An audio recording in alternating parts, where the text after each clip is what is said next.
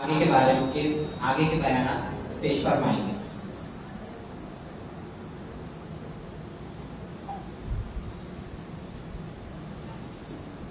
آئیے بلا تاخیر جلسے کا آغاز کرتے ہوئے سیرت کلام پاک کے لیے میں دعوت دیتا ہوں کمسین طالب علم محمد مظفر قادری کو کہ وہ آئے اور سیرت کلام پاک سے آج کی محفل کا آغاز کریں۔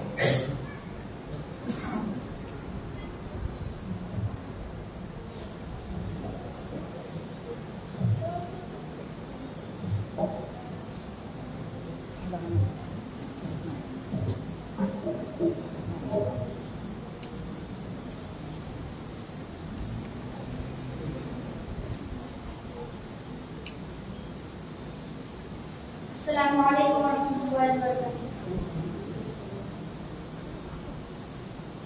اعوذ باللہ من الشیطان الرجیم، بسم اللہ الرحمن الرحیم۔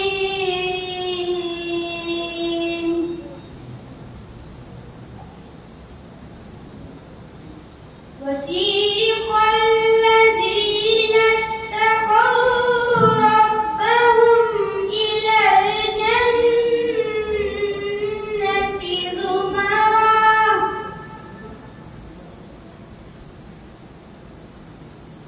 حتى إذا جاءوها وفتحت أبوابها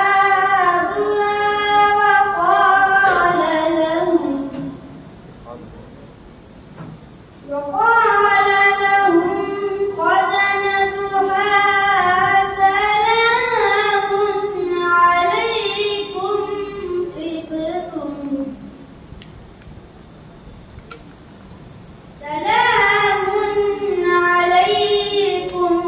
طبتم فادخلوها خالدين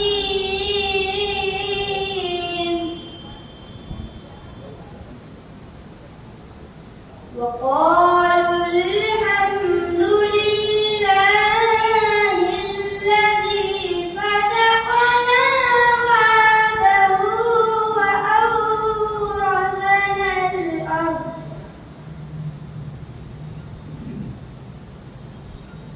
وأورثنا الأرض نتبوأ من الجنة حيث نشاء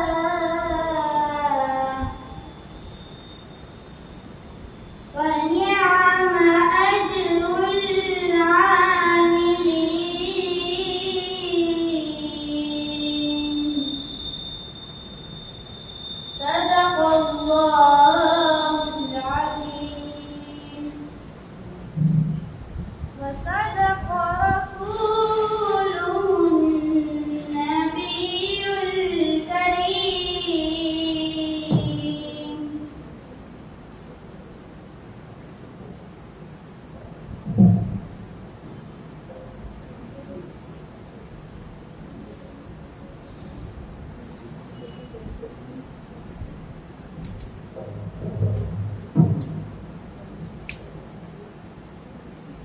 ماشاءاللہ یہ تھے محمد مظفر قادری۔ اب اس محفل کی کارروائی کو آگے بڑھاتے ہوئے میں نعت شرح کونین صلی اللہ علیہ وسلم کے لیے عبدالرحیم کو دعوت دیتا ہوں کہ وہ آئے اور نعت شریف پیش کرنا۔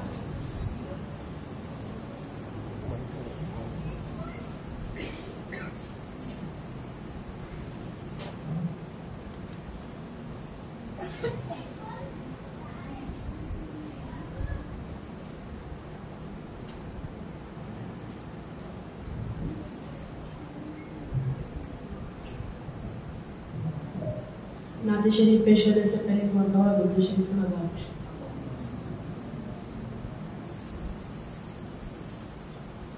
میری الفت مدینے سے یوں ہی نہیں، میری الفت مدینے سے یوں ہی نہیں، میرے آقا کا روضہ مدینے میں میرے آقا کا روضہ مدینے میں ہے، میں مدینے کی جانب نہ کیسے کھینچوں، میں مدینے کی جانب نہ کیسے کھینچوں، میرا دین اور دنیا مدینے میں ہے، عرش آدم پہ جس کی بڑی شان ہے، روضائے مصطفیٰ کی پہچان ہے، روضائے مصطفیٰ کی پہچان ہے، جس کا پلہ کوئی محلہ نہیں، جس کا پلہ کوئی محلہ نہیں، ایک ایسا محلہ مدینے میں ہے، ایک ایسا محلہ مدینے میں ہے، جیسی خوشبو چمن کے پھولوں میں نہیں، جیسی خوشبو چمن کے پھولوں میں نہیں، ایسی خوشبو نبی کے پسینے میں ہے، پھر مجھے موت کا کوئی خطرہ نہ ہو،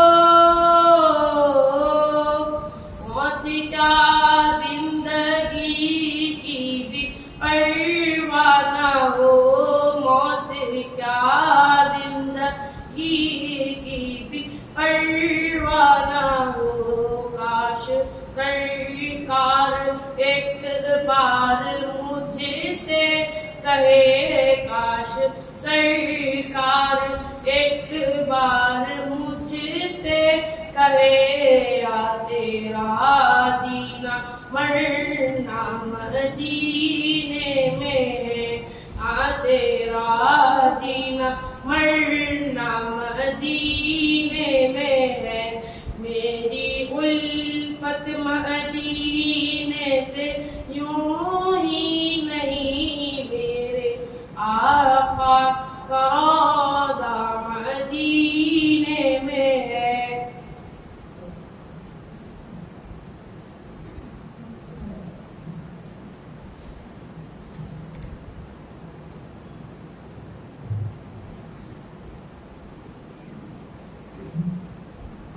ماشاءاللہ، یہ تھے عبدالرحیم جو نعت شریف سنانے کی سعادت حاصل کر رہے تھے۔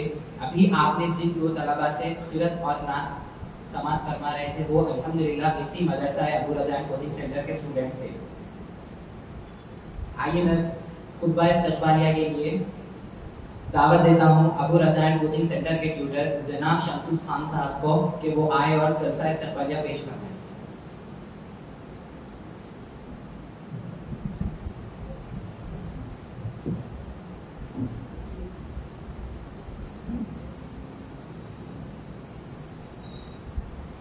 الحمد لله رب العالمين والصلاة والسلام على سيد الأنبياء والمرسلين وعلى آله وصحبه أجمعين، أما بعد، أعوذ بالله من الشيطان الرجيم، بسم الله الرحمن الرحيم، لقد كان لكم في رسول الله أسوة حسنة لمن كان يرجو الله واليوم الآخر وذكر الله كثيرا، صدق الله العظيم۔ شہ نشین پر تشریف فرما خطیب الاعجاز حضرت ڈاکٹر سید شاہ خلیل اللہ اویس بخاری نقشبندی صاحب اور دیگر سامعین اکرام کو السلام علیکم ورحمۃ اللہ وبرکاتہ۔ سب سے پہلے میں حضرت والا کو شکریہ ادا کرتا ہوں کہ انہوں نے اس عاجز کو یہاں کھڑے ہونے کا موقع دیا۔ جس آیت شریفہ پڑھنے کا میں نے شرف حاصل کیا اس میں اللہ سبحانہ وتعالیٰ فرما رہے ہیں، بے شک تمہارے لیے اللہ کے رسول بہترین نمونہ موجود ہے، اس کے لیے جو اللہ اور آخرت کے دن کی امید رکھتا ہے اور اللہ کو بہت یاد کرتا ہے۔ یقیناً رسول اللہ صلی اللہ علیہ وسلم کی زندگی میں تمہارے لیے بہترین نمونہ ہے۔ حاضرین اکرام، جیسا کہ آپ جانتے ہیں کہ آج 12 روزہ محفل کی دوسری نشست ہے۔ ان محافل کے بانی و نورانی شخصیت حضرت سید شاہ شہید اللہ بشیر بخاری ہیں۔ ان محافل میں آنے کے بہت سارے فائدے ہیں، جیسے کہ ایمان کی تازگی ہوتی ہے، سرکار کی محبت دل میں جاگتی ہے، عقائد اور اعمال کی اصلاح وغیرہ۔ اس لیے ان تمام محافل میں ہم کو شریک ہونا چاہیے اور ان محافل سے استفادہ کرنا چاہیے۔ آج کے ہمارے مقرر مولانا سید خلیل اللہ اویس بخاری نقشبندی صاحب، جو کہ ابوالفدا اسلامک ریسرچ سینٹر کے ڈائریکٹر ہیں، حضرت کا عنوان سیرت النبی صلی اللہ علیہ وسلم ہے، جس میں اعلان نبوت، مکی زندگی اور ہجرت کے بارے میں ہم کو علم سے نوازیں گے۔ آج ہم کو حضور کی سیرت پڑھنے اور سمجھنے اور اس پر عمل کرنے کی بے حد ضرورت ہے، جس میں ہمیں اپنی زندگی گزارنے کا طریقہ ملتا ہے۔ اللہ پاک سے دعا ہے کہ ہم سب کو سیرت النبی صلی اللہ علیہ وسلم پر عمل کرنے کی توفیق عطا کرے، آمین۔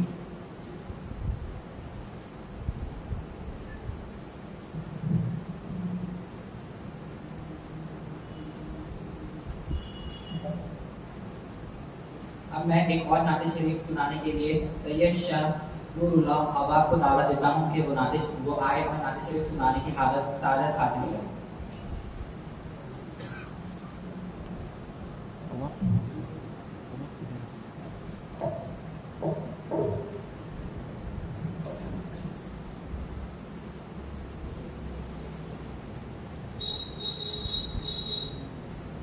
السلام علیکم ورحمۃ اللہ وبرکاتہ۔ آؤ کہ کرے ان لب رخسار کی باتیں، آؤ کہ کرے ان لب رخسار کی باتیں، سرکار کی باتیں، ہم کیوں نہ کرے اپنے خریدار کی باتیں، سرکار کی باتیں، ہم کیوں نہ کرے اپنے خریدار کی باتیں، سرکار کی باتیں۔ جب کوئی نہیں کوئی سگارا، جب کوئی نہیں کوئی سگارا، سرکار ہمارا، ہم کیوں نہ کرے اپنے خریدار کی باتیں، ہم کیوں نہ کرے اپنے خریدار کی باتیں، سرکار کی باتیں۔ اے کاش کے محفل ابو بکر عمر کی، عثمان علی کی، اے کاش کے محفل ابو بکر عمر کی، عثمان علی کی، یاروں سے سنے ہم بھی کبھی یار کی باتیں، سرکار کی باتیں، ہم کیوں نہ کرے اپنے خریدار کی باتیں، سرکار کی باتیں۔ آؤ کہ کرے ان لب رخسار کی باتیں، سرکار کی باتیں۔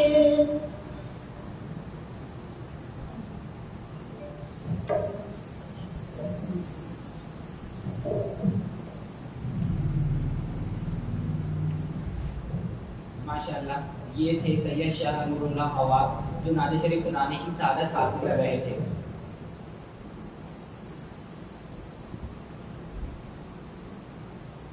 آئیے حضرات، بلا تاخیر میں مولانا ڈاکٹر سید شاہ خلیل اللہ اویس بخاری نقشبندی مجدد قادری سے التماس کرتا ہوں کہ وہ آج کے اس جلسے کی کارروائی کو آگے بڑھاتے ہوئے ہمیں آپ صلی اللہ علیہ وسلم کے آگے کے واقعات بیان کریں۔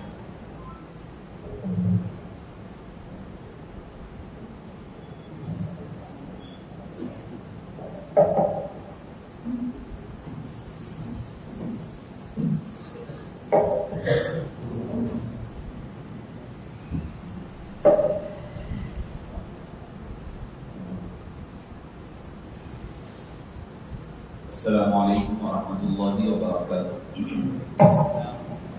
الحمد لله رب العالمين والصلاة والسلام على سيد الأنبياء والمرسلين وعلى آله الطيبين الطاهرين وأصحابه الأكرمين أجمعين والحمد لله رب العالمين. إن الله وملائكته يصلون على النبي يا أيها الذين آمنوا صلوا عليه وسلموا تسليما. اللهم صل وسلم وزد وبارك على سيدنا محمد وعلى آله وصحبه أفضل صلواتك وعدد معلوماتك وبارك وسلم. ایک چھوٹی سی نعت کے چند اشعار مجھے بھی یاد آئے کہ ڈائری کھولا تو بہت پرانی لکھی ہوئی تھی، وہ آسان ہے، آپ لوگ بھی ساتھ بچے مل کر کے پڑھ سکتے ہیں ساتھ میں. نعت شہ ابرار اللہ اللہ، رب کا طریق کار اللہ اللہ، نعت شہ ابرار اللہ اللہ، رب کا طریق کار اللہ اللہ، یہ سوئے خمدار اللہ اللہ، یہ سوئے خمدار اللہ اللہ، رحمت کی جھنکار اللہ اللہ، نعت شہ ابرار اللہ اللہ، آقا کا دربار اللہ اللہ، آقا کا دربار اللہ اللہ، ایمان کا معیار اللہ اللہ، ایمان کا معیار اللہ اللہ، سارے نبی ہیں آپ کے منگتے، سارے نبی ہیں آپ کے منگتے، نبیوں کے سردار اللہ اللہ، نبیوں کے سردار اللہ اللہ، اپنے جیسا ان کو کہے جو، اپنے جیسا ان کو کہے جو، عشق کا ہے بیمار اللہ اللہ، عشق کا ہے بیمار اللہ اللہ، پل میں جانا پل میں آنا، پل میں جانا پل میں آنا، آپ کی وہ رفتار اللہ اللہ،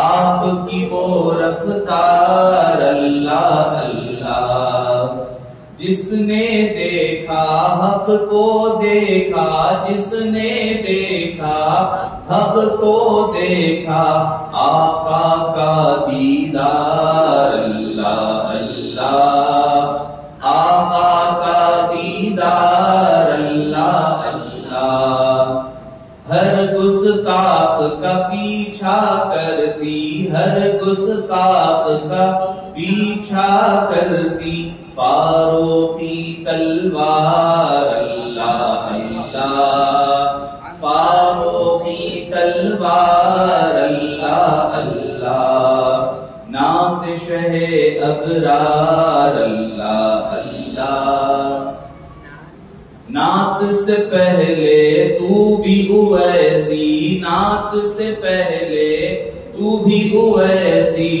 سوچ لے سو سو بار اللہ اللہ، سوچ لے سو سو بار اللہ اللہ، نعت شہ ابرار اللہ اللہ، رب کا طریق کار اللہ اللہ. معزز سامعین کرام، شفیع بزرگوں اور عزیز ساتھیوں اور مدرسہ ابو رجا علیہ رحمت و رضوان کے اساتذہ، ٹیوٹرز اور طلباء، آج کے جیسے کہ ہمارے پاس کا جو طریقہ کار چلا ہے، یہ اساتذہ اور ٹیوٹرز ایک نظامت کے فرائض اور ایک خطبہ استقبالیہ اور مدرسے کے پڑھنے والے طلباء میں سے ایک کی قرأت کلام پاک اور ایک کی نعت پاک کا جو نظم ہے، ماشاءاللہ الحمدللہ بہت اچھے انداز میں اساتذہ کرام اس خدمات کو انجام دے رہے ہیں.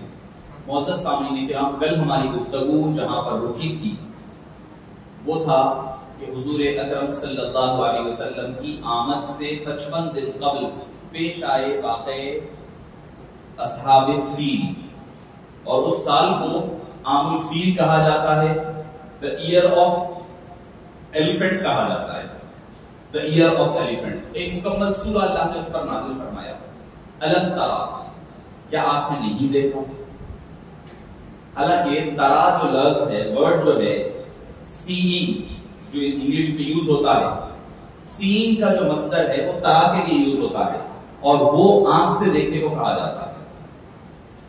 کوئی چیز اگر آدمی آنکھ سے دیکھ رہا ہے اس کے لیے عربی زبان میں رآ، رؤیت اسی سے بنا ہے، ترا اسی سے بنتا ہے، رآ اسی سے بنتا ہے، جو سر کی آنکھوں سے دیکھے.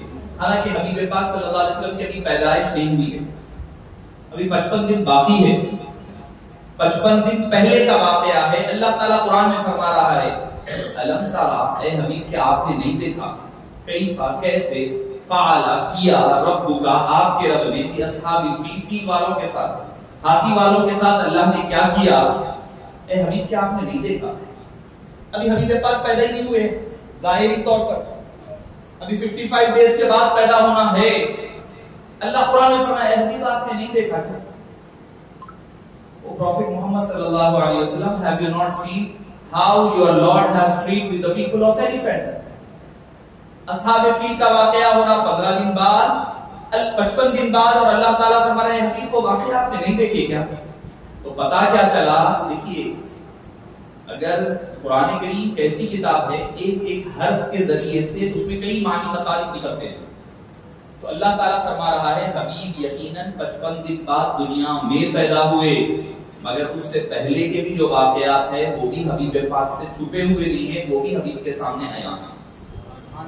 ولادت بعد میں ہو رہی ہے، واقعات پہلے جو گزرے اس کا بھی اللہ تعالیٰ نے حبیب پاک اللہ کے قرب میں، جیسے میں نے کہا نور محمدی کا تفصیلی اس کی پیدائش، پھر تحلیق، پھر اس کا سفر کل آپ تفصیلاً سنے ہیں. تو وہ نور محمدی جو ہے ہر چیز پر دیکھ رہی تھی، ہر چیز دیکھ رہی تھی، چاہے وہ پہلے کے واقعات ہو چاہے وہ بعد کے واقعات ہو. اللہ تعالیٰ نے وہ کمال نور محمدی کو عطا فرمایا حبیب پاک صلی اللہ علیہ وسلم. جیسے میں نے علامہ حضرت خواجہ شوق کا شعر کہا تھا کہ کون کیا ہے کہ تھا زمانہ نہ آدم نہ کونین شوق، کیا خبر کب سے ہیں جلوہ گر مصطفیٰ. تو مصطفیٰ کی جلوہ گری وہ سارے مناظر کو دیکھ رہی تھی. اللہ تعالیٰ نے سورہ فیل میں تفصیل کے ساتھ وہ واقعے کو ذکر فرمایا. اب ہو گیا کیا، اس سے واقعے کا اثر کیا ہوا؟ اطراف و اکناف میں رہنے والے یہود و نصارہ پر ایک قریش کی، عرب کی ایک دھاک بیٹھ گئی. کیا؟ یہ اللہ کے پسندیدہ بندے ہیں، یعنی اللہ کا ان پر خاص لطف و کرم ہے. ان کی خاطر اللہ تعالیٰ نے پرندوں کو بھیج کر ابراہہ کی فوج کو ختم کروا دیا. ایک دھاک ان لوگوں کی سارے اطراف و اکناف کے علاقوں میں بیٹھ گئی. اللہ تعالیٰ وہ بٹھانا چاہتا تھا. پھر اس کے بعد حضرت سیدنا حضرت ابراہیم کا، عبداللہ کا حضرت بی بی آمنہ رضی اللہ عنہا سے نکاح ہوتا ہے.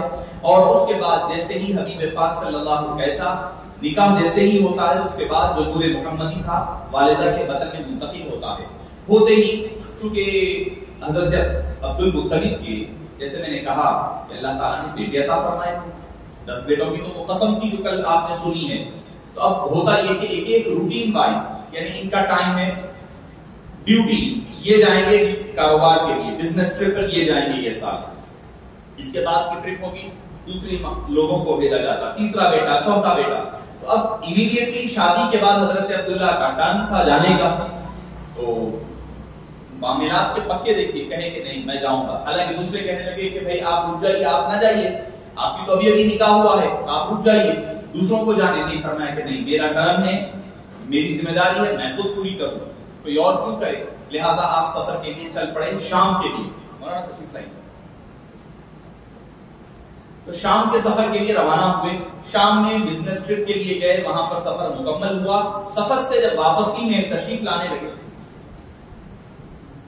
تو سفر سے جب واپسی ہونے لگی، واپسی کے دوران حضرت اپنے جو عزیز و اقارب، چونکہ میں نے آپ کو گزشتہ کہا تھا کہ حضرت عبد المطلب کا جو والدہ، یعنی آپ کا ننیال کہہ لیں، حضرت سیدنا عبداللہ کا جو ننیال تھا وہ مدینہ پاک کا ہے. حضرت عبد المطلب کے حوالے سے بھی میں نے کل کہا، حضرت عبد المطلب رضی اللہ عنہ خود مکہ مدینہ پاک میں پیدا ہوئے، شیبہ نام رہا، وہیں پر بچپنا گزرا ہے. اس وجہ سے آپ کا چونکہ حضرت آپ کے والدہ جو فاطمہ تھی رضی اللہ عنہ، ان کا تعلق مدینہ منورہ سے تھا. اپنے عزیز و اقارب کے پاس رکے کچھ وقفہ گزارنے کے لیے، چونکہ وہ راستے سے ہی لگتا ہے.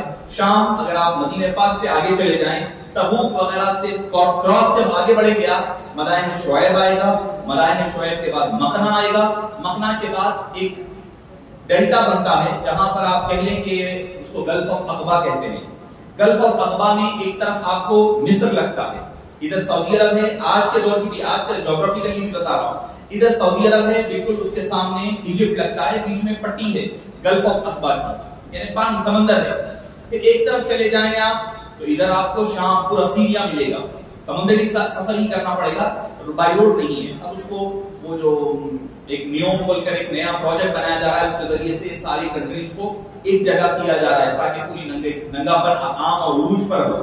اس وجہ سے وہ سارے عرب ممالک کو ایک جگہ کیا جا رہا ہے. ایک طرف کونا لگتا ہے لبنان کا، سمندری سفر سے کونا آج کا جو اسرائیل ہے وہ بھی لگتا ہے. سعودی عرب کا میں جو حجاز کا جو بارڈر ہے وہ علاقہ بتا رہا ہوں. تو آپ دیکھیں کہ بھئی مقام تبوک کے بعد، تبوک سے آگے جب آپ چلے جائیں گے تو وہاں سے سیریا، تو عموماً جو آنے کا جو راستہ تھا وہی راستہ ہے. سفر کرنے کا جو راستہ عرب کا پہلے بھی تھا، آج بھی ہے، وہی راستے سے سفر کے لیے آیا جایا کرتے. تو حضرت سیدنا عبداللہ وہاں سے گئے، واپسی میں مدینہ منورہ میں رشتہ داروں کے پاس رک گئے، کچھ وقت گزارا. گزارنے کے بعد طبیعت میں ناسازی ہوئی، علالت پیدا ہوئی، اور طبیعت ناساز ہونے کی وجہ سے وہیں مدینہ منورہ میں 25 سال کی عمر شریف میں آپ کا وصال مدینہ منورہ میں ہو گیا.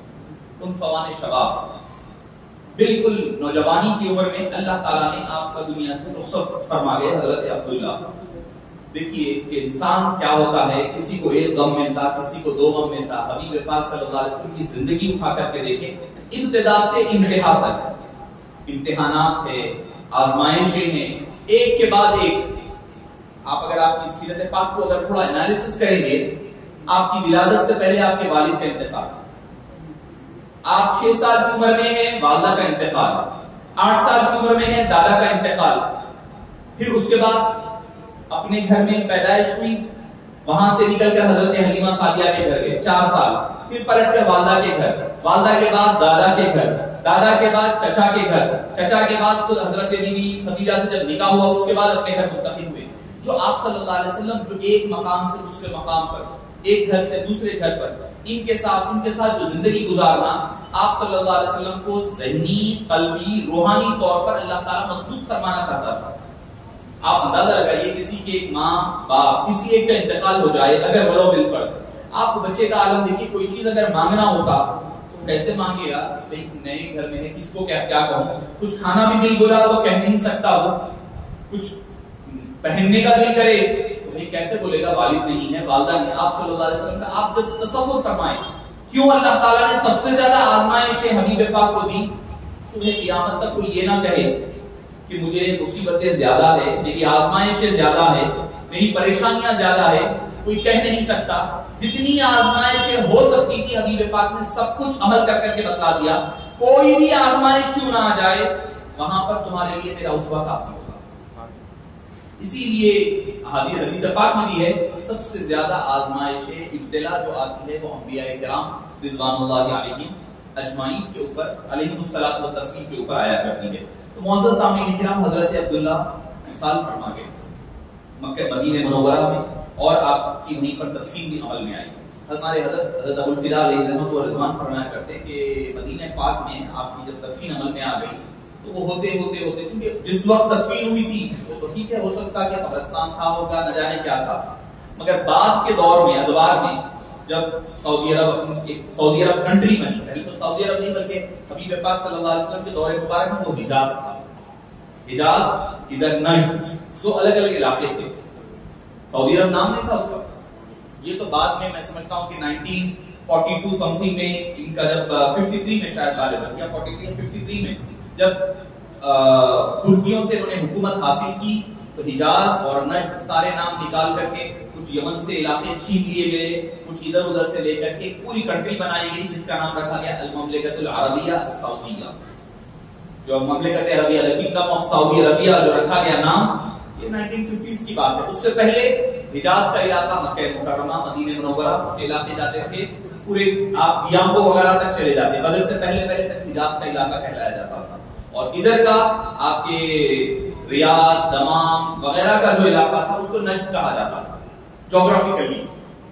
تو معزز سامعین کرام، حضرت سیدنا عبداللہ کا وصال حجاز یعنی مدینہ پاک میں ہوا اور وہیں پر آپ کی تدفین عمل میں. جب یہ مملکت عربیہ بنا، حضرت ابوالفضل علیہ رحمہ فرمایا کرتے تو اس وقت ہوا یہ کہ یہ آپ کی مزار مبارک حضرت سیدنا عبداللہ کی راستے میں آ گئی. تو انہوں نے چاہا کہ وہ مزار کو کھول کر منتقل کر دیں، مزار کو نکال کر منتقل کیا جائے. تو انہوں نے قبر کو کھولا اور کرفیو لگا کر کے، حضرت فرماتے تھے کرفیو لگا دیا گیا کوئی نہ آئے مریم میں، علاقے کو بند سیل کر دے کر مزار مبارک کھولی گئی. تو آپ فرماتے ہیں کہ دیکھنے والوں نے دیکھا کہ 1400 سال کا عرصہ گزر چکا، اس کے باوجود آپ کی جسد مبارک تر و تازہ ہے اور آپ کی چھوٹی سی لحیہ مبارکہ داڑھی مبارک بھی تھی. ان لوگوں نے آپ کی مزار مبارک کو راستے سے، مدینہ پاک کے راستے سے نکال کر جنت البقیع میں منتقل فرمایا. یعنی 1400 سال گزر جانے کے باوجود بھی تر و تازہ تھی. اہل ایمان ہونے کی اس سے بڑی اور کیا دلیل ہونی چاہیے. تو حضرت فرماتے تھے کہ مدینہ منورہ میں جنت البقیع ہی میں حضرت عبداللہ رضی اللہ عنہ کی مزار پاک بھی وہیں پر ہے اور آپ کی تدفین بھی وہیں پر ہے. ایک مسئلہ اسی ضمن میں چونکہ حالیہ آیا ہے ہمارے پاس، اس لیے کہ مزاروں کو منتقل کرنا یہ اسلام عمومی طور پر اجازت نہیں دیتا، عمومی حالات میں اجازت نہیں ہے. کوئی ریئر کنڈیشنز ایسے ہے کہ بھئی میت کو تکلیف پہنچ رہی ہے، پانی اتر گیا، پانی نکل آیا، پانی ابل رہا ہے جس کی وجہ سے گندگی کا کوئی نالا وغیرہ کھل جائے، اس کی طرف قبر میں پھنس جائے، ایسی کوئی صورتحال ہے تو قبر کو منتقل کر سکتے ہیں. یا پھر کوئی جگہ دفن کر دی گئی تھی، اس کا مالک کوئی اور ہے، بغیر پرمیشن کے دفن کر دیا، کوئی جگہ مل گئی دفن کر دی، اس کا مالک اگر بولا بھائی یہ تو میرا باغ ہے، میرا گھر تھا، میری زمین کی آپ دفن کر دیے، نکالو اب قبر، اور وہ پیسہ لینے کے لیے تیار نہ ہو، تو ایسی صورتحال میں اجازت ہے کہ قبر کو کھولا جائے گا. اگر اس کو بھی سارے معاملات کو ہڈن رکھتے ہوئے، راز میں رکھتے ہوئے اس کو منتقل کیا جائے گا. ایسا نہیں اپنی مرضی کے مطابق نہیں. وصیت ابھی حالیہ دنوں میں شاید پڑوسی ملک میں ایک بڑے بزرگ کے ساتھ واقعہ ہوا، اس لیے ہمارے پاس نام کے ساتھ آیا تھا سوال فقہی گروپ میں. تو بات آئی تو میں نے کہہ دے رہا ہوں نہیں، وصیت تھی، وصیت کا اعتبار نہیں ہوتا. ہاں وصیت کا اعتبار تب تک ہوتا جب تک تدفین نہیں ہوئی. جب تدفین ہو گئی ہے اور تدفین ہونے کے بعد پھر سے دوبارہ کھولنا بلا ضرورت، اور تب جب کہ قبر میں میت کے باقیات رہنے کا یقین ہے تو پھر کھولنا حرام ہے. ایون ہمارے پاس جو آج کل چل رہا ہے ایک قبر کو کھول کر دوسری میں دفن کرنے کا چل رہا ہے، جب تک کہ یہ یقین نہ ہو جائے کہ قبر کے باقیات ختم ہو چکے ہوں گے تب تک کہ وہ قبر کو کھولنے کی اجازت نہیں ہوگی. اب جتنے لوگ کہہ رہے ہیں کہ یہ قبر پہ پیسے دے دو، یہ قبر کھود دو، اپنے رشتہ داروں کی کر لو، تو جو حضرات قبرستانوں کے نگران کار ہے کیا وہ اپنے والد دادا اپنے بزرگوں کی قبر میں دوسروں کو دفن ہونے دیں گے؟ خود اپنے آپ کو نہیں دیں گے. جب اپنے لیے وہ چیز آپ پسند نہیں کر رہے تو پھر عوام کے لیے کیسے پسند کر رہے ہیں؟ تو بہرحال حضرت سیدنا عبداللہ رضی اللہ عنہ کو منتقل کیا گیا جنت البقیع میں. ابھی حبیب پاک صلی اللہ علیہ وسلم مشہور روایت شاہ عبداللہ محمد دہلوی فرماتے ہیں ابھی آپ اپنے ماں کے بدن مبارک میں تھے. ایک روایت ریئر شاذ ہے وہ یہ کہ آپ کی ولادت باسعادت کے بعد ہوئی ہے، مگر اکثریت نے یہی کہا ہے کہ کیا کہ آپ صلی اللہ علیہ وسلم ابھی دنیا میں تشریف نہیں لائے تھے، اس سے پہلے آپ کا وصال ہو چکا تھا اور وہیں پر تدفین عمل میں آئی. ابھی حضرت سیدتنا بی بی آمنہ رضی اللہ عنہ فوری نکاح کے فوری بعد تشریف لے گئے. اب منتظر ہے کہ شوہر آئیں گے اور ان کو اس بات کی اطلاع دی جائے گی کہ وہ والد بننے والے ہیں. منتظر ہے، قافلہ آ رہا ہے، قافلے کے انتظار میں ہیں کہ کب قافلہ آئے اور ان کو خوشخبری سنائے. ہوتے ہوتے آپ قافلے آنے لگے مگر حضرت سیدنا عبداللہ تشریف نہیں لائے. جب آخری قافلہ جب تشریف لایا آنے لگا تو آپ نے پوچھا کہ نظریں ڈھونڈ رہی ہے اپنے شوہر نامدار کے لیے مگر وہ تشریف نہیں لائے. ان کے دل کی دھڑکن بڑھ گئی، سمجھ گئے کہ کچھ معاملہ عجیب ہوا ہوگا. جب معلوم کیا تو اطلاع ملی کہ آپ دنیا سے پردہ فرما چکے ہیں. معزز سامعین کرام، اللہ کی حکمت مصلحت ہے تو وہی بہتر جانے. امام سبکی علیہ رحمہ فرماتے ہیں اللہ تعالیٰ نے اسی لیے آپ کو دنیا سے پہلے تک واپس بلا لیا تاکہ آپ صلی اللہ علیہ وسلم کے بعد آپ کی کوئی بہن بھائی کوئی سبلنگز نہ ہو، یعنی میرے مصطفیٰ کریم ہو تو ان کی ولادت میں بھی وہ تنہے تنہا رہے. اللہ کو یہ بھی گوارا نہ ہوا کہ آپ صلی اللہ علیہ وسلم کے کوئی بھائی بہن یعنی وہی سلب سے وہی رحم سے کوئی اور بچہ پیدا ہو. اللہ کو یہ بھی گوارا نہ ہوا کوئی برابری والا ہو، نہیں، اللہ کو اس میں بھی برابری منظور نہیں تھی.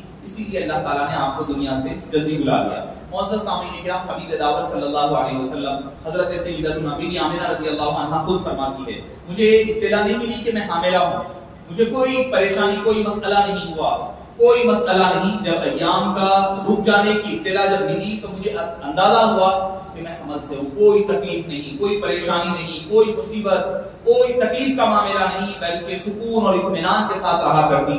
آپ خود فرماتی ہے کہ کسی وقت ایسا لگتا کہ کوئی ایسی شخصیات آ رہی ہے جن کا دنیا سے کوئی تعلق نہیں ہے، کبھی فرشتے آ رہے ہیں، کبھی انبیاء کرام کا نزول ہو رہا ہے، کبھی خواتین حضرت بی بی حوا آ رہی ہیں، کبھی حضرت آسیہ آتی ہیں، کبھی حضرت مریم آتی ہیں اور آ کر کے مبارکبادیاں دیتی ہیں، کبھی حوریں اور غلمان آیا کرتی ہیں اور آ کر آپ کو مبارکبادیاں دیا کرتے ہیں کہ آمینہ مبارک ہو، تمہارے گھر میں حبیب سید الاولین والآخرین تشریف لانے والے ہیں، حبیب رب العالمین تشریف لانے والے ہیں۔ حبیب پاک صلی اللہ علیہ وسلم کی بشارتیں ہر لمحہ دیا جاتا، خوشی اور مسرت کا ماحول، ہر طرف چاندنی چاندنی، ہر طرف سکون اور اطمینان کا ماحول، کوئی لڑائی جھگڑے نہیں ہو رہے۔ عرب میں جس سال آپ عمل سے ہیں اس سال عرب میں کوئی لڑائی جھگڑے نہیں ہو رہے ہیں، کوئی قتل و غارت نہیں، سکون کا ماحول، پرسکون ماحول ہے۔ کیوں؟ حبیب پاک کا میلاد کا جشن اللہ تعالیٰ ایسے منا رہا ہے۔ ہم تو ایک 12 ربیع الاول کو یا 12 دن منا رہے ہیں، 12 دن منا رہے ہیں۔ مواہب لدنیہ میں لکھا ہے کہ آپ صلی اللہ علیہ وسلم کی جس سال ولادت ہوئی اس سال عرب میں سارے لڑکے پیدا ہوئے، کوئی لڑکی پیدا نہیں ہوئی۔ مکے میں، مکہ جو شہر مکہ ہے اس میں ساری لڑکے ہی پیدا ہوئے، جتنے خواتین بچے ہوئے اس سال سارے لڑکے ہوئے۔ تو کیا اللہ تعالیٰ کیا تفریق کرتا ہے کہ لڑکوں میں لڑکیوں میں؟ بولے نہیں، اللہ تفریق نہیں کرتا، اللہ کے لیے تو دونوں برابر ہے۔ مگر اگر وہاں پر مکے میں جس گھر میں لڑکی پیدا ہوتی تو لوگ کیا کرتے، وہ لڑکی کو دفن کر دیتے، کیونکہ وہ سمجھتے تھے کہ لڑکی ایک غیرت اور ان کی عزت کے اوپر ایک حرف سمجھا جاتا، لڑکی کو دفن کر دیتے، زندہ درگور کر دیتے۔ حضرت عمار رضی اللہ عنہ کی والدہ حضرت سمیہ فرماتی ہے کہ ہم لوگ 3 بہنیں تھیں، 2 بہنوں کو میرے والد نے زندہ دفن کر دیا، ہم چیختے چلاتے رہ گئے اور مجھے بھی لے کر گئے تھے، میں بچا کر وہاں سے اپنے مقام سے نکل کر بھاگی۔ مکہ پہنچی تو مجھے لوگوں نے، ابو جہل وغیرہ نے پکڑ لیا اور پکڑ کر کے مجھے زبردستی باندھی اور غلام بنا لیا۔ کوئی تو ہوتا تھا، کوئی جس کا پرسان حال نہیں ہے، پکڑے غلام بنا لیا جاتا۔ حضرت سلمان فارسی کا وہی معاملہ، حضرت سمیہ کا، ان سے جو بیٹا ہوا حضرت عمار کو بھی غلام بنا لیے تھے۔ تو معزز سامعین کرام، یہ معاملہ ہوتا اگر اللہ تعالیٰ چاہتا تھا، اگر لڑکی ہوتی تو کسی گھر میں غم ہوتا، دکھ ہوتا، حزن ہوتا، ملال ہوتا، لڑکی ماری جاتی۔ اللہ چاہتا تھا کہ جس سال میرے حبیب تشریف لائیں مکے کے کسی گھر میں کوئی غم نہ ہو، صرف خوشی ہی خوشی کا ماحول رہے، مسرتیں ہی مسرتیں رہے، سب خوش رہیں، کوئی غمزدہ نہ ہونے پائے۔ اسی لیے اللہ تعالیٰ نے جس سال حبیب پاک تشریف لائے دنیا میں، جتنی خواتین حاملہ تھی سب کو اللہ نے بیٹے عطا فرمائے۔ اللہ تعالیٰ پورا سال میلاد، ہم بول رہے ہیں ایک دن منائے تو پریشان، اللہ تعالیٰ پورا سال، ایک سال میلاد کی خوشیاں مناتا رہا اللہ تعالیٰ۔ اس کے بعد سے تو ہے ہی ہے، 1400 سال سے تو سلسلہ چل ہی رہا ہے، مگر اللہ تعالیٰ نے پریکٹیکلی مکمل 1 سال تک مکہ مکرمہ میں میلاد پاک کا جشن ہوتا رہا، مکمل سال تک۔ اس سے آپ اندازہ لگائیے کہ اللہ تعالیٰ کے نزدیک حبیب، اور کیا اچھا اس کا ذکر اور بھی قرآن میں ایک اور جگہ، قرآن اگر آپ پڑھیں گے غور کر کر کے تو بہت کچھ ہے قرآن میں۔ حضرت بی بی مریم کا واقعہ سورہ مریم اٹھا کر کے آپ پڑھیں، میں تفصیل میں بس اشارہ کر کر آگے بڑھ رہا ہوں، تفصیل کے ساتھ سورہ مریم میں ملتا ہے۔ حضرت عیسیٰ علیہ السلام کی ولادت کا وقت قریب آیا، اللہ تعالیٰ کیا فرمائے، لا تحزنی، اے مریم غمزدہ مت ہو، حزن و ملال مت کرو، کیونکہ بغیر والد کے لڑکا پیدا ہو رہا ہے، پریشان تھی وہ۔ اللہ نے فرمایا لا تحزنی، اے مریم غمزدہ مت ہو۔ تو مطلب کیا ہوا، انبیاء کرام کی ولادت کا موقع رنج و غم کا موقع نہیں ہوتی ہے، خوشیوں کا موقع ہوتا ہے۔ پھر آگے فرمایا فکلی واشربی وقرری عینا، اے مریم کھاؤ پیو اور اپنی آنکھوں کو ٹھنڈک پہنچاؤ۔ میلاد کا جب موقع آتا ہے تو کھلانا پلانا، یہ انبیاء کرام کی میلاد کے موقع پر اس کی دلیل بھی قرآن کریم سے ملتی ہے۔ اللہ تعالیٰ بی بی مریم کو فرما رہا ہے فکلی واشربی، کھاؤ اور پیو۔ ہم جو کھلا پلا رہے ہیں آقا کریم علیہ الصلوۃ والسلام کے میلاد پاک کی خوشیوں میں، یہ بھی حضرت مریم کو اللہ حکم دیا اور فرمایا وقرنی عینا، اور اپنے آنکھوں پر ٹھنڈک پہنچاؤ. بھائی آدمی کھایا تو پیٹ بھرتا ہے، پیا تو پیاس بجھتی ہے، مگر انبیاء کرام کی میلاد پاک کے جو تبرکات ہوتے ہیں وہ کھانے سے صرف پیٹ ہی نہیں بھرتا، پیاس ہی نہیں بجھتی، آنکھوں کو اور دلوں کو بھی سرور اور اطمینان ملا کرتا ہے. حضرت ابو رجا علیہ الرحمہ فرماتے ہیں اللہ تعالیٰ یہاں کھلا پلا کے جنت میں لے جا رہا ہے. حضرت اکثر فرماتے تھے کھلا پلا کے لے آ رہا یہاں، پریشان لوگ دوسرے جگہوں پر دیکھو آپ پریشان ہیں، چلے گئے بھائی دوپہر کا کھانا کون کھلا رہا، ناشتہ کون کرا رہے ہیں، شام کون کرا رہے ہیں، پریشان ہیں، بول بول کے لینا پڑتا. یہاں پر بیٹھے بٹھائے سکون سے اچھے سے اچھا، ہر دن کی پوریاں کھا رہے ہیں، مزے میں بریانیاں، مرغے مسلم سب چل رہا، کھا پی کے مزے میں کھا پی کے. حضرت دادا پیر نے تو یہ بھی فرمایا سحری کا جو کھانا ہے نا وہ بھی کل قیامت کے دن نامہ اعمال میں تولا جائے گا. تو بابا فرماتے جب روزہ کی سحری کا کھانا جب تولا جائے گا تو جس کی وجہ سے روزہ ملا اس کی میلاد کا بھی کھانا کل قیامت کے دن تولا جائے گا. فرماتے تو معزز سامعین کرام، شفیق بزرگوں اور عزیز ساتھیوں، 9 ماہ مکمل ہجری تواریخ کے اعتبار سے حبیب پاک صلی اللہ علیہ وسلم کے مکمل قمری 9 ماہ پورے مکمل ہوتے ہیں اور حبیب پاک صلی اللہ علیہ وسلم کی آمد کا وقت قریب آتا ہے. بیوی آمنہ رضی اللہ عنہ، میں نے کل جب آپ کے ایمان کے حوالے سے بات کی تو چند حوالے میں وہیں پر دے چکا. آپ فرماتی ہیں کہ میں کیا دیکھتی ہوں کہ محلات شام کے، ایران کے، فارس کے، یمن کے روشن ہے. کیا دیکھتی ہوں کہ نور ہے، میرے گھر سے لے کر آسمانوں تک ایک نور کا قبہ بنا ہوا ہے، نور میں ڈھکا ہوا ہے سارا میرا گھر، اور نور کی برسات ہو رہی ہے، ہر طرف ملائکہ کا نزول ہے، کوئی صلاۃ و سلام کی ندائیں آوازیں آ رہی ہے.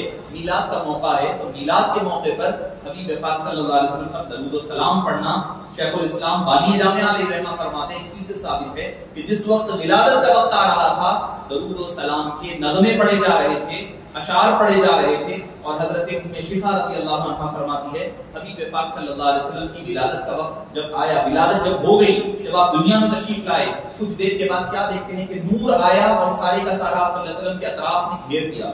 بچے کے اطراف نور سے کور اپ ہو گئے، کچھ نظر نہیں آ رہا ہے. آواز آئی، ہم آواز سنتے ہیں، فرشتے کہنے لگے کہ یہ محمد مصطفیٰ صلی اللہ علیہ وسلم کو لو اور لے کر چلو، ان کو مشرق کی سیر کروانی ہے.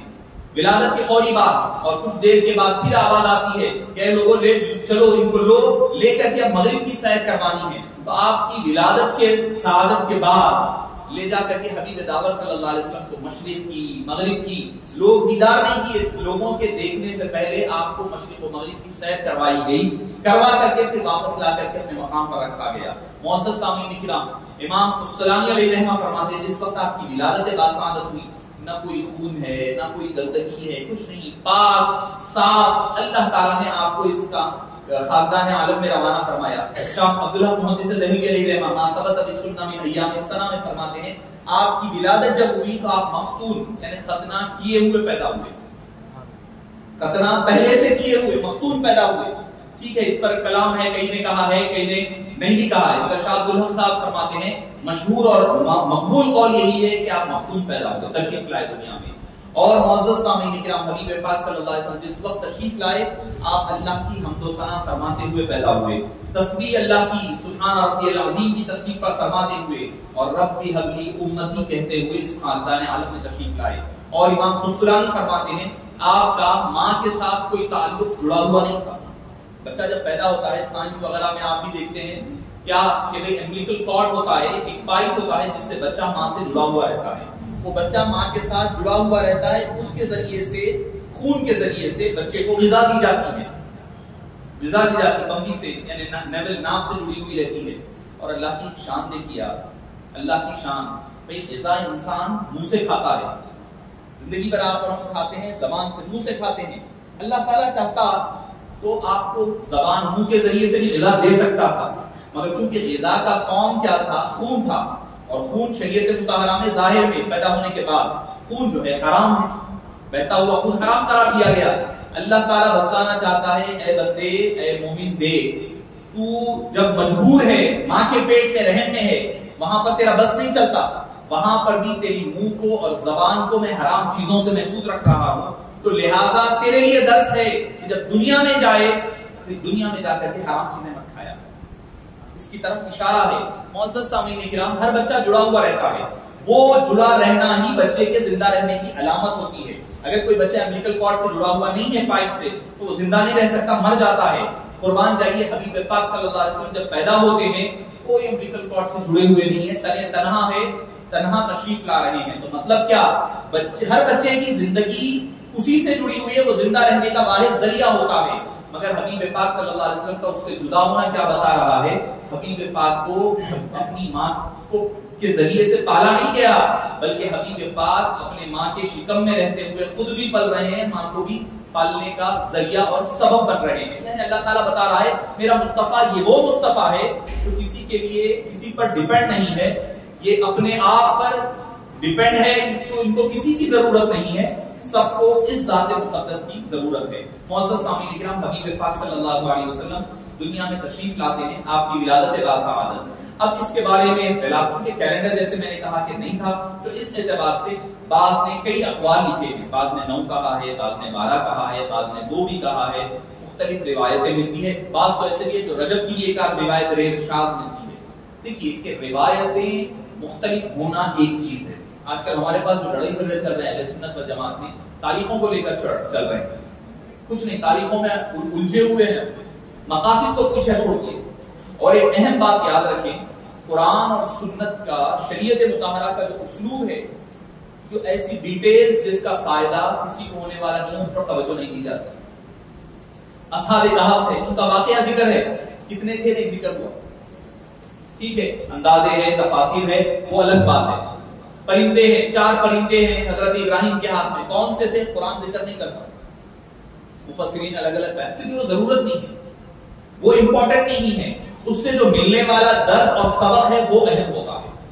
تو جو ڈیٹیلز کی ضرورت نہیں ہے اسلام اس کو کٹ کر دیتا ہے، وہ چھوڑ دیتا ہے، آگے لے کر جاتا ہے. تو معزز سامعین کرام، روایتیں کئی ہیں.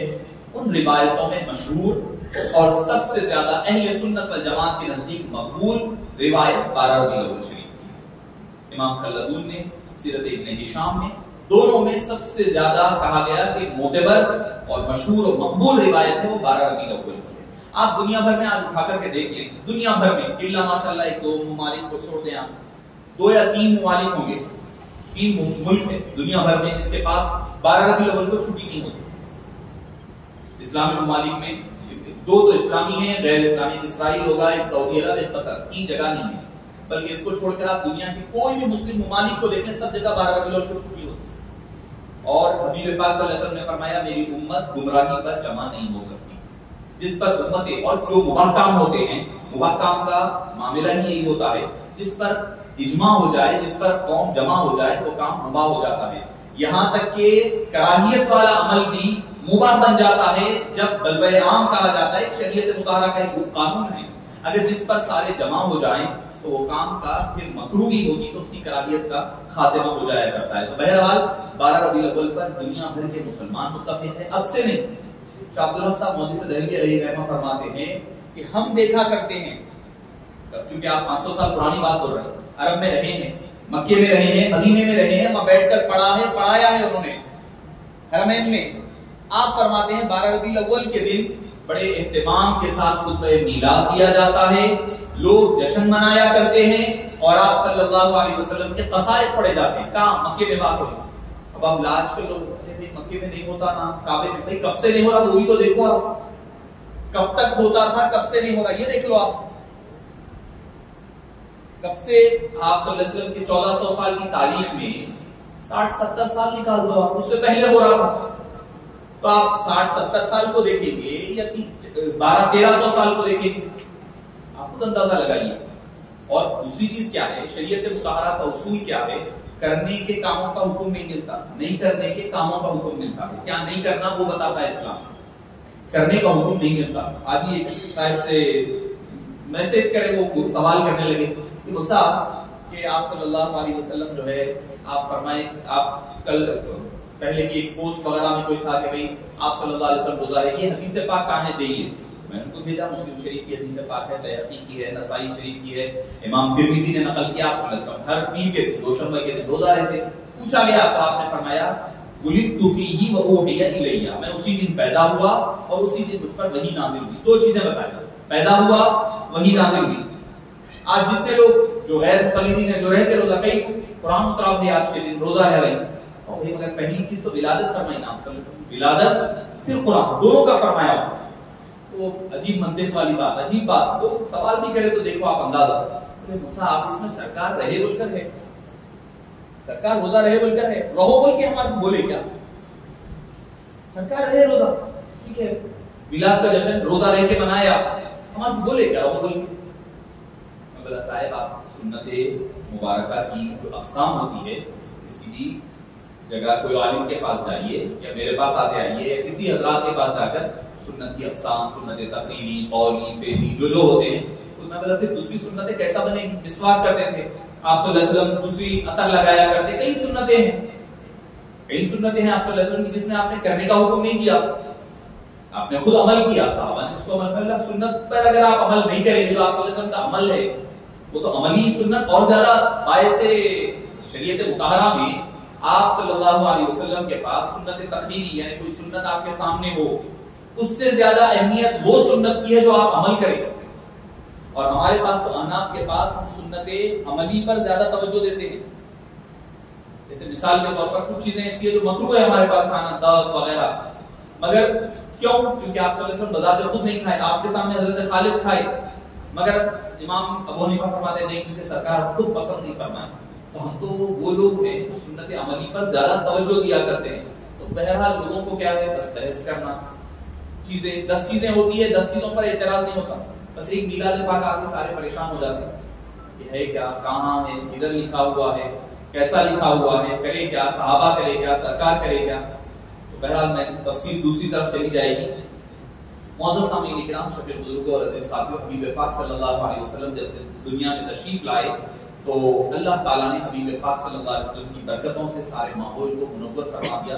حضرت عبد المطلب جو کعبۃ اللہ شریف میں تھے، وہ کیا دیکھتے ہیں، کعبۃ اللہ شریف جھک رہا ہے، پریشان ہو گئے کہ کیا اتنا روشنی ہو رہی ہے، سارے بت زمین کے بل گر رہے ہیں. تو دوڑے دوڑے اپنے گھر تشریف لائے. لوگوں نے آ کر کہا آپ کے بیٹے عبداللہ کے گھر لڑکا ہوا ہے. وہ تشریف لائے اور اپنے دستے مبارک میں لیا. ایک روایت میں یہ ہے کہ حضرت بی بی آمنہ رضی اللہ عنہا نے آپ کا نام محمد رکھا، غیب سے آواز آئی، نام ان کا محمد رکھا. ایک جو مشہور روایت وہ یہ ہے کہ حضرت عبد المطلب آپ کے دادا نے آپ صلی اللہ علیہ وسلم کا نام محمد رکھا. لوگوں نے کہا کہ ایک تھوڑا مختلف نام ہے، عوام ہمارے اندر یہ نام نہیں پایا جاتا تھا، آپ نے علیحدہ نام کیوں رکھا؟ تو فرمایا مجھے حکم دیا گیا کہ میں یہ نام اس بچے کا نام محمد رکھوں. کیوں؟ محمد کے معنی ہے خوب تعریف کیا ہوا، یعنی دنیا میں بھی جس کی تعریف ہو، آخرت میں بھی تعریف ہو، پہلے بھی تعریف ہو، بعد میں بھی تعریف ہو، اس ذات پاک کو محمد کہا جاتا ہے صلی اللہ علیہ وسلم. اور حقیقتاً ہر ایک کا نام ہوتا ہے، معنی پورے ہوتے نہیں معلوم. میرا نام خلیل ہے، میں دوست ہوں نہیں ہوں کسی کا نہیں معلوم. نام رہنا ضروری نہیں ہے کہ صفت بھی رہے، مگر قربان جائیے حبیب پاک صلی اللہ علیہ وسلم کی اس میں مبارک کا نام محمد کا، جہاں نام لیا جاتا ہے وہاں برکتیں نازل ہو جایا کرتی ہے.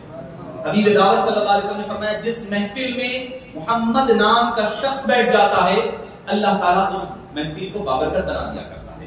جس دفتر پر محمد نام کا شخص بیٹھ جاتا ہے اللہ تعالیٰ اس کھانوں میں برکت عطا فرما دیتا ہے. فرمایا اگر کسی کو لڑکا نہیں ہوتا ہے، اگر کوئی ارادہ کر لے کہ مجھے بیٹا ہوگا تو محمد نام رکھوں گا تو اللہ تعالیٰ اس کو بیٹا عطا فرما دیتا ہے. ایک اور روایت ہے اس میں یہ بھی ہے کہ کل قیامت کے دن جتنے محمد نام کے لوگ ہوں گے میں ان کی بخشش کروں گا. ہمارے پیر و مرشد حضرت ابوالفدا علیہ رحمت و رضوان نے جو اس پر پی ایچ ڈی کی ہے، اس کا نام بھی چونکہ بعد محمد کی ہے، المحمدون من الشعراء، نام کتاب کا نام یہ المحمدون من الشعراء، شاعروں میں جن کے نام محمد ہے ان پر پی ایچ ڈی کی ہے. شاعروں میں عربی شعراء جن کے نام محمد سے شروع ہوتے، محمد جن کا نام ہے، بھائی عربی تو شاعرہ تو بہت ہوں گے نا، بہت ہوں گے، تو آپ نے ٹاپک جو چنا ہے المحمدون من الشعراء، شاعروں میں جن کا نام محمد ہے اس پر آپ نے پی ایچ ڈی فرمائی ہے. تو معزز سامعین کرام، آپ کا نام نامی اس میں گرامی محمد رکھا گیا. اور اس کے بعد سب سے پہلے آپ کی والدہ ماجدہ نے آپ کو دودھ پلایا. اس کے بعد حضرت سویبہ نے، صوبیہ کہتے نہ جانے کئی نام بدل دیتے، اصل نام ہے سویبہ اصل نام ہے. سویبہ جو ابو لہب کی باندھی تھے، انہوں نے سب سے پہلے والدہ کے بعد سب سے پہلے حضرت سویبہ نے دودھ پلایا. اور سویبہ رضی اللہ عنہا کا معاملہ بڑا اونچا ہے. عرب کے بڑے بڑے لوگوں کو آپ نے دودھ پلایا. ایک ہی وقت میں آپ صلی اللہ علیہ وسلم کو اور آپ صلی اللہ علیہ وسلم سے پہلے حضرت امیر حمزہ کو بھی انہوں نے دودھ پلایا. یعنی آپ صلی اللہ علیہ وسلم اور حضرت امیر حمزہ دونوں رضائی بھائی بھی تھے. ایک مرتبہ حضرت امامہ رضی اللہ عنہا سے نکاح کے لیے حضرت عباس نے کہا کہ آپ امامہ سے نکاح فرما لیں گے، تو آپ نے فرمایا کہ نہیں، حالانکہ چچا کی بیٹی سے رشتہ جائز ہے، حلال ہے. آپ نے فرمایا رضائی بہن سے رشتہ، رضائی بھائی کی بچی سے رشتہ نہیں ہو سکتا. آپ نے نکاح نہیں فرمایا حضرت امامہ رضی اللہ عنہ سے. تو معزز سامعین کرام، حضرت سویبہ رضی اللہ عنہ جو باندھی تھی ابو لہب کی، سب سے پہلے والدہ کے بعد آپ نے دودھ پلایا. اور جیسے ہی اطلاع پیدائش کی ہوئی، بخاری شریف کے حدیث پاک ہے کہ دوڑتی ہوئی ہو گئی، ابو لہب کو اطلاع دی کہ آپ کے بھتیجے کے گھر لڑکا پیدا ہوا ہے. بھتیجا سمجھ کر وہ خوش ہو گیا. خوشی کے عالم میں اس نے اشارہ کیا انگلی سے کہ جا تو آزاد ہے. انگلی کے اشارے سے اس نے اپنی باندھی سویبہ کو آزاد کر دیا اشارے کے ساتھ. اب ہوا کیا؟ خوشی خوشی چلے گئے حضرت سویبہ. حضرت عباس رضی اللہ عنہ، آپ صلی اللہ علیہ وسلم کے دوسرے چچا، روایت میں نام حضرت عباس کا نہیں ہے مگر سارے محدثین کا اتفاق ہے وہ حضرت عباس ہے. حضرت عباس نے خواب میں دیکھا ابو لہب کو، پوچھا کہ کیسی گزر رہی ہے، کیا حال چال ہے وہاں کے؟ تو اس نے کہا کہ بڑا برا حال ہے، ہر وقت عذاب میں رہتا ہوں، مصیبتیں ہیں، پریشانیاں ہیں، ہر وقت پریشان ہوں. بولے ایک بار ہفتے بھر میں سکون ملتا ہے، وہ کیا ہے؟ ہر دوشنبے کا دن، منڈے آتا ہے، پیر کا دن، کیونکہ پیر کو آپ صلی اللہ علیہ وسلم کی ولادت ہوئی تھی، پیر کا دن آتا ہے تو انگلیوں سے راحت ملتی ہے. جو عشاء انگلی کو استعمال کر کر حبیب پاک کے آمد اور سرکار بول کر بھی بھتیجے کے رشتے کے تحت اشارے سے آزاد کیا تھا. اللہ تعالیٰ اس دو انگلیوں کے ذریعے سے اس کو راحت فرماتا ہے، پہنچایا کرتا ہے ہر پیر کے دن. حالانکہ اس نے ایک ہی بار کیا تھا، آزاد ایک ہی بار کیا تھا، مگر ہر پیر کے دن مل رہا ہے. اچھا لوگ خواب تو حضرت عباس کا ہے جو ابھی ایمان نہیں لائے تھے، جب کی بات ہے وہ. اگر ویسا اعتبار ہے تو پھر حضرت امام بخاری اس کو اپنی بخاری میں کیوں لائے حدیث پاک؟ وہ بھی باب الرضا یعنی رضاعت کے جو چیپٹر ہے اس میں یہ حدیث پاک کو نقل فرمایا امام بخاری نے. لوگ کہتے ہیں بخاری یہ بھی تو بخاری کی ہی حدیث پاک ہے، یہ بھی بخاری ہی کی حدیث پاک ہے. امام جزری علیہ رحمہ فرماتے ہیں کہ اس حدیث پاک سے پتہ چلتا ہے کہ کافر کو حبیب پاک صلی اللہ علیہ وسلم کی میلاد کی خوشی منانے پر ہر دوشنبے کے دن جب اجر و ثواب مل سکتا ہے، تو ایک امتی جو آپ صلی اللہ علیہ وسلم سے عشق و محبت کی بنیاد پر جو میلاد کا جشن مناتا ہے اس کو اللہ تعالیٰ کیا نہیں نوازتا. حالانکہ وہ دوزخ میں ہے، عذاب میں ہے، عذاب میں بھی مصطفیٰ کے جشن منانے کا ثواب مل رہا ہے. اور جو چیز میلاد مصطفیٰ میں استعمال ہوتی ہے اس کے ذریعے سے اللہ ثواب دے رہا ہے، یعنی انگلیوں کے ذریعے سے اللہ راحت فرما رہا ہے. تو پتا چلا جو شخص میلاد کی خوشیوں میں جس اعتبار سے شرکت کرتا ہے اللہ تعالیٰ اس کو اس اعتبار سے اجر و ثواب عطا فرمایا کرتا ہے. تو حضرت سویبہ رضی اللہ عنہ آزاد ہو جاتی ہے اور اس کے بعد پھر چند ایام گزرتے ہیں. اس کے بعد بنو سعد بن بکر کے پورا مکمل قبیلہ مکہ مکرمہ آتا ہے. جو بنی سعد قبیلہ مکہ مکرمہ کے باہر طائف کے علاقے میں رہا کرتا تھا. وہ اس لیے آتے کیونکہ ایک تو یہ کہ وہ بڑا شریف گھرانہ مانا جاتا، محترم، اور ان کی زبان بہت اچھی تھی، لینگویج عربک لینگویج بہت اچھی تھی. ہوتا یہ تھا عرب میں ایک دستور تھا، وہ کیا کہ اپنے بچوں کو پیدا ہونے کے بعد زبان اور فزیکلی فٹ ہونے کے لیے، زبان کے لیے، لینگویج کے لیے اور فٹ رہنے کے لیے، یعنی آب و ہوا تازہ ملتی، اس لیے اپنے بچوں کو باہر بھیجا کرتے تھے تاکہ بچے جا کر کے وہاں پر تازی ہوا، گاؤں وغیرہ کی جو رہتی ہے وہاں اچھی ہوا، ہریالی، پہاڑیوں میں رہ کر کے بچے مضبوط ہو فزیکلی بھی اور زبان کے اعتبار سے بھی. بنو سعد کا معاملہ یہ تھا، وہ قریش کے لوگوں کے ساتھ ان کے ٹائل تھے. بنو سعد والے آتے قریش کے بچوں کو لے کر جاتے عمومی طور پر، اگر نہیں ملے تو کوئی دوسرے قبائل کے بھی لے جاتے. مگر اس دور میں بھی دور جاہلیت ہے اس دور میں بھی وہ دودھ پلا کر کے پیسے نہیں لیا، مانگا نہیں کرتے، یعنی دودھ پلا کر کے پیسے مانگنے کو آر سمجھا جاتا، چونکہ جس کے بچے لیے جاتے وہ خود اپنی طرف سے تحفے کا دے دیا کرتے، بس اسی آس اور امید سے وہ آیا کرتے۔ حضرت حلیمہ سعدیہ بخاری شریف کی حدیث سے پاک ہے، وہ خود فرماتی ہے میں اور میرے شوہر اپنے بچوں کے ساتھ وہاں سے نکلے، مکہ آ رہے ہیں، ہماری لاغر گدھی پر آ رہے تھے، بڑی لاغر تھی اور چلتے چلتے آ رہی تھی، کیونکہ خشک سالی ہے، پانی نہیں پڑا ہے، کھانا نہیں ہے، پریشانی ہے، گھر میں کوئی کھانے پینے کے انتظام نہیں ہے، انسانوں کے لیے نہیں ہے تو گدھی کو کیا کھلائیں گے، جانور کو کیا کھلائیں گے۔ بہرحال وہ چلتے چلتے جب تک مکہ پہنچے، مکہ پہنچنے پر ساری خواتین جو دوسرے قبیلوں کی، اپنے قبیلے کی دوسری خواتین تھیں، وہ بڑے بڑے مالدار لوگوں کے بچوں کو لے لیا، انہوں نے دودھ پلانے کی ذمہ داری، اب مالدار کو لے لیے تو بڑے بڑے لوگ چلے گئے۔ اب وہ فرماتی ہے کہ ہوتے ہوئے جب ہم دیکھے تو سارے جا چکے تھے، اب ہمیں اطلاع ملی کہ ایک ہی بچہ بچا ہوا ہے، وہ بھی کون؟ جن کے والد نہیں ہے، یتیم ہے، والد کا انتقال ہو گیا ہے۔ اور کئی لوگ آئے حبیب پاک صلی اللہ علیہ وسلم کے پاس، آ کر چھوڑ کر چلے گئے، بھائی یتیم ہے، والد نہیں ہے، ہمیں کچھ خاص ملے گا نہیں، اور بچوں کو دیکھ لیں گے، دوسری طرف گئے وہاں سے لے لیے۔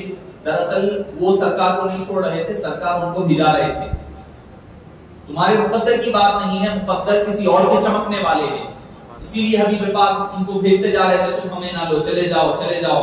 ہوتے ہوتے حضرت بی بی حلیمہ سعدیہ جب شوہر سے مشورہ کیا کیا کرے، کوئی نہیں ہے، تنہا تنہا محمد صلی اللہ علیہ وسلم کو لے آئے ہیں تو خالی کیوں جائیں، بچے کو لیتے ہوئے چلے جائیں گے۔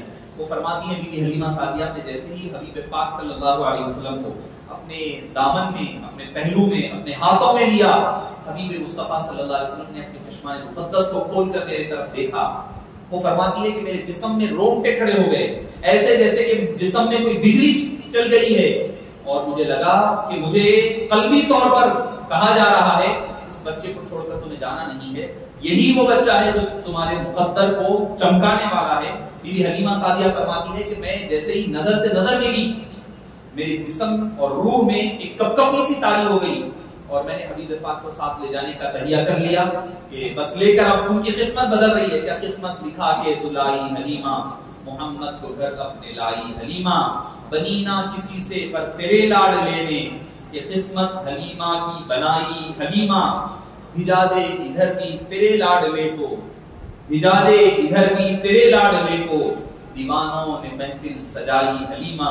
معزز سامعین اکرام، حبیب حلیمہ سعدیہ رضی اللہ عنہا کی قسمت کا مقدر چمک رہا ہے۔ حبیب پاک کو لے کر وہ اپنی سواری پر بیٹھتی ہیں، کیا دیکھتی ہیں کہ سواری پر سوار ہوتے ہیں، ابھی سواری نکلتی ہے، اب وہ زوروں کے ساتھ چلی جا رہی ہے۔ جو لاغر تھی گدھی، جو جانور اونٹنی یا گدھی جو بھی ہے جانور لاغر تھا، اب اس کے اندر ایسی روانی ہو گئی ہے کہ پورے دیکھتے رہ گئے یہ کیا ہو رہا ہے، کس کی سواری جا رہی ہے؟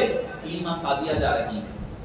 دیکھو یہ حلیمہ سعدیہ تیزی کے ساتھ چلے جا رہے ہیں، ابھی حبیب پاک ابھی چھوٹے بچے ہیں، گود میں چند ماہ کے ہیں، حلیمہ سعدیہ لے کر جا رہی ہے۔ ایک مقام پر رکتے ہیں، وہاں پر تھوڑا آرام کریں گے، سوکھے جھاڑ ہے، جیسے ہی رکا جھاڑ تر و تازہ ہو گئے، ہر طرف ہریالی سرسبز و شادابی آ گئی۔ حضرت حلیمہ سعدیہ کے شوہر فرماتے ہیں کہ میں کیا دیکھتا ہوں کہ بھئی دودھ کچھ پیے کے کھانے پینے کے لیے کچھ نہیں ہے، تو لہٰذا جب قریب گئے اپنے جانور کے تو کیا دیکھتے ہیں اس کے تھن تو دودھ سے بھرے ہوئے ہیں، وہ کچھ کھائی نہیں ہے مگر اس کے تھن دودھ سے بھرے ہوئے ہیں۔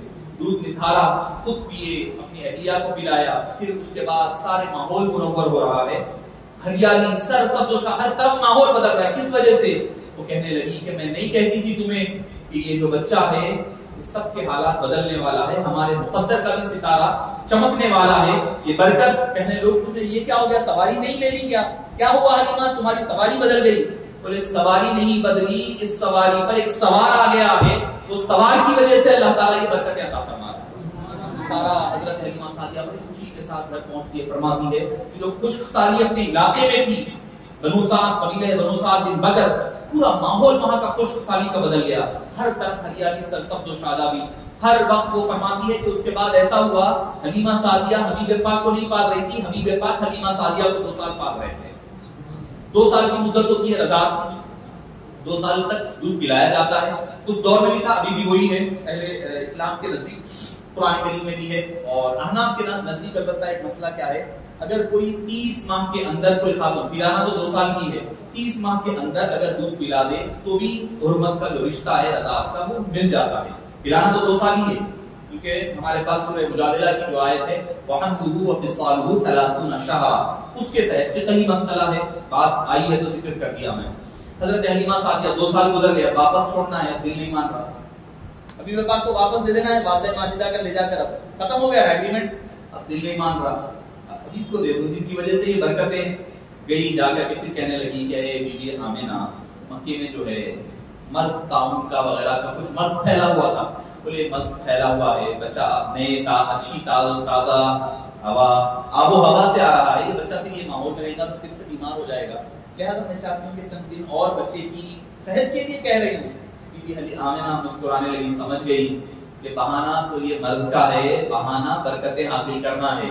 حلیمہ سعدیہ میرے لیے نہیں، حبیب پاک کے لیے نہیں، خود اپنے خاندان والوں کی برکتوں کے لیے رکھنا چاہ رہے ہیں، انہوں نے اجازت دے دی اور 2 سال رکھو جاؤ۔ تو حبیب پاک صلی اللہ علیہ وسلم ابتدائی 4 سال حضرت حلیمہ سعدیہ کے پاس رہنے لگے، 4 سالوں کے لیے۔ آخری ایام میں ہوا یہ کہ ایک واقعہ جس کی وجہ سے حلیمہ سعدیہ سارا خاندان ڈر گیا اور لا کر کے حبیب پاک صلی اللہ علیہ وسلم کو بیوی آمنہ رضی اللہ عنہا کے پاس چھوڑ دیا۔ فرمایا بتلایا جاتا ہے کہ 4 سال مکمل ہونے 3 یا 3.5 ماہ کا عرصہ باقی تھا، حبیب پاک صلی اللہ علیہ وسلم اپنے رضائی بہن بھائی عبداللہ اور شیمہ وغیرہ کے ساتھ کھیل رہے تھے۔ اسی دوران ہوا یہ کہ 2 اشخاص آئے، 2 لوگ آئے، حبیب پاک صلی اللہ علیہ وسلم کو گود میں اٹھایا اور اٹھا کر پہاڑ پر اوپر لے کر چلے گئے، پہاڑیوں کے اوپر کی طرف لے کر چلے گئے۔ یہ پریشان ہو گئے کہ بھائی لے گئے، لے جا کر کے آڑا لٹا دیا پتھروں پر، 4 سال کی عمر شریف ہے، اوپر لے کر چلے گئے۔ اب یہ ڈرے ہوئے فوری اپنے گھر کی طرف بھاگے، جھونپڑی کی طرف۔ الحمدللہ رات گئے ہوں گے تو دیکھے ہوں گے، اتفاق یہ ہوا کہ عمومی طور پر تو غائب جاتے ہیں، زیارت وہاں باہر سے ہوتی ہے، مگر اس وقت کچھ کنسٹرکشنز کی وجہ سے اندر جانے کرنے کی اجازت تھی، تو جہاں پر آپ کا شق صدر ہوا وہاں پر بھی، اور جو آپ کی حلیمہ سعدیہ رضی اللہ عنہا کی جو جھونپڑی تھی، الحمدللہ ثم الحمدللہ اس کی زیارت کا اور داخل ہونے کا بھی شرف اللہ نے عطا فرمایا۔ تو حضرت حلیمہ سعدیہ پہ قتل محمد صلی اللہ علیہ وسلم، قتل محمد صلی اللہ علیہ وسلم کو قتل کر دیا جا رہا ہے، لوگ آئے اور لے جا کر مار رہے ہیں، جلدی جلدی دوڑے ہوئے جب وہ پہنچے اوپر تو کچھ بھی نہیں، حبیب پاک صلی اللہ علیہ وسلم وہاں پر لیٹے ہوئے ہیں، وہ جو 2 حضرات تھے کوئی نہیں ہے، آپ صلی اللہ علیہ وسلم لیٹے ہوئے، کچھ بھی فرق نہیں ہے، بس اتنا ہے آپ کے قلب مبارک سے کچھ خون کے کچھ قطرات پڑے ہوئے ہیں بازو۔ ڈر گئے یہ کیا ہو گیا، آپ صلی اللہ علیہ وسلم کے ساتھ آئے، آ کر کے آپ صلی اللہ علیہ وسلم کو کچھ تکلیف نہ پہنچ جائے، لہذا لا کر کے وہ آپ صلی اللہ علیہ وسلم کو بی بی آمنہ کے پاس چھوڑ دیے۔ تو لے گئے تھے 4 سال کے لیے، جلدی کیوں لا رہے؟ نہیں کچھ طبیعت خراب ہو جائے گی، فلاں ایسا بچے کی طبیعت دیکھ کر ہم چھوڑ رہے ہیں۔ انہوں نے کہا، حضرت بی بی آمنہ نے کہا، حلیمہ تم یہ مت سمجھنا کہ یہ بچے پر کوئی نعوذ باللہ کوئی آسیب یا کوئی شیطان یا کچھ ہے، ایسا ہرگز نہیں ہے، یہ بچہ بابرکت ہے، اس کے ساتھ اللہ تعالیٰ کوئی برا کام نہیں کر سکتا۔ اب وہ جو واقعہ ہوا اس کے بارے میں آپ صلی اللہ علیہ وسلم نے بعد میں تفصیل ذکر فرمائی کہ فرمایا کہ 2 فرشتے آئے تھے، اللہ تعالیٰ نے بھیجا تھا، وہ آئے اور میرا سینہ چاک کیے، کھولے، کاٹے سینہ، چیپ کر کے میرے قلب کو نکال کر کے زمزم و سلسبیل سے، کوثر و سلسبیل سے قلب مبارک کو دھویا اور قطرات جسم قلب مبارک سے نکالے، پھر اپنے مقام پر رکھ کر کے پھر اس کو بند کر دیا۔ اچھا آج تو یہ آج کی سائنس 1400 سال کے بعد سمجھ میں آ رہا، اوپن ہارٹ سرجری جو ہو رہی ہے آج کل، آپ کا دل نکال کر آدمی کو وینٹیلیٹر پہ آرٹیفیشل اس کو سانس وغیرہ دے کر رکھا جا رہا ہے، جو کلاٹس ہے اس کو کلین کیا جا رہا ہے، پھر اسٹنٹ ڈال کر کے پھر مقام پر رکھا جا رہا ہے۔ یہ آج 1400 سال کے بعد انسان سمجھ سکتا ہے یہ پاسبل ہے، ہو رہا ہے، ویڈیوز ہے، ویڈیو سیریز بنا کے۔ میرے کو تو جب پہلی بار ایک ہمارے رشتہ داروں میں ہوا تھا کیئر ہاسپٹل میں، سی ڈی بنا کر دیے، دیکھ کر میں ڈر گیا، اتنا خطرناک ڈینجر آپریشن، کلاڑی سے مار کر کھولا جا رہا ہے، پوری ویڈیو بنا کر پریشان۔ جب ہم دیکھے تو سمجھ میں آیا، ارے بھائی یہ تو حبیب پاک کے شق صدر کا صدقہ ہے جو انسانیت ترقی کر رہا ہے۔ تو حبیب پاک صلی اللہ علیہ وسلم، اچھا سب کچھ ہوا نا، جو لوگ ہوا ہے یا جس کا ہوتا ہے آپ دیکھیں گے کیا کرتے ہیں، یہاں نشان رہتے، ٹانکے لگے ہوئے رہتے، دوسرے مقام سے گوشت نکال کر کے اس کو سیا جاتا، سب ہوتا ہے۔ حبیب پاک صلی اللہ علیہ وسلم کو ایک چھوٹا سا ذرہ برابر بھی مارک اور نشان تک نہیں تھا کہ آپ کا قلب مبارک نکالا گیا، سینہ چاک کیا گیا، کچھ نہیں ہے۔ 3 روایتیں ملتی ہیں، ایک مرتبہ 4 سال کی عمر میں، ایک مرتبہ پہلی وحی کے موقع پر، ایک مرتبہ معراج پاک کے موقع پر۔ آپ صلی اللہ علیہ وسلم کا 3 مرتبہ قلب مبارک کو نکال کر کے کوثر و سلسبیل سے دھو کر کے ایمان کو بھرا، ایمان کی نیات سے، عرفان سے بھر کر کے اپنے قلب مبارک میں رکھا گیا۔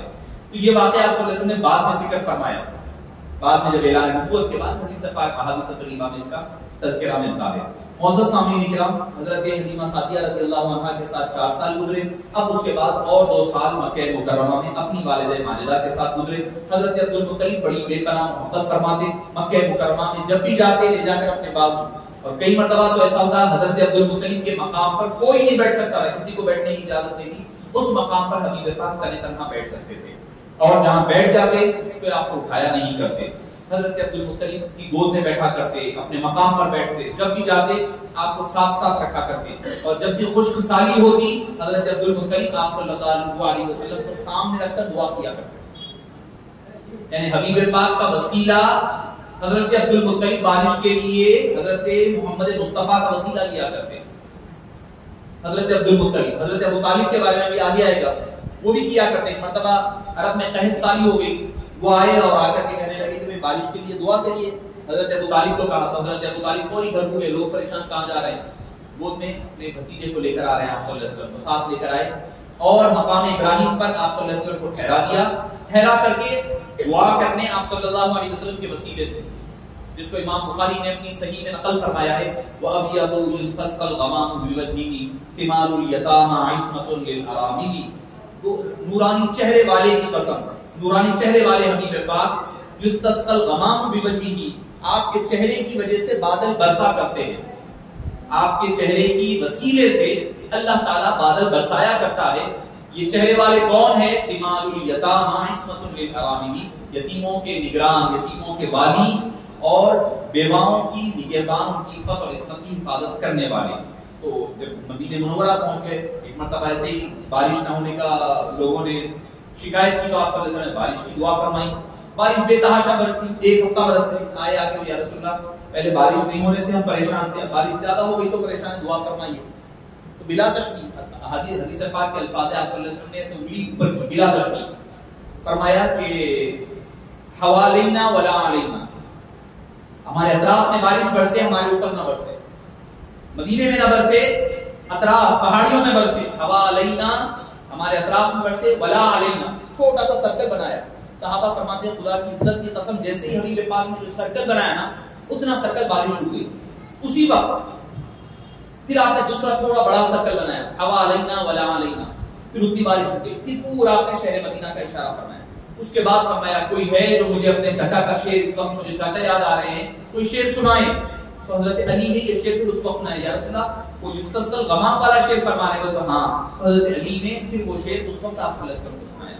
تو اللہ تعالیٰ نے اس وقت بھی موسلادھار بارش کا کو نازل فرمایا۔ تو معزز سامعین کرام، 2 سال گزرے، 6 سال کی جب حبیب پاک کی عمر شریف رہی، آقا کریم علیہ الصلوۃ والسلام کی والدہ نے مدینہ منورہ جانے کا ارادہ فرمایا، چونکہ آپ صلی اللہ علیہ وسلم کا بھی ننیال مدینہ پاک کا ہے، وہب بن مناف جو ہے وہ بھی مدینہ پاک کے تھے، ان کا تعلق بھی مدینہ پاک سے تھا۔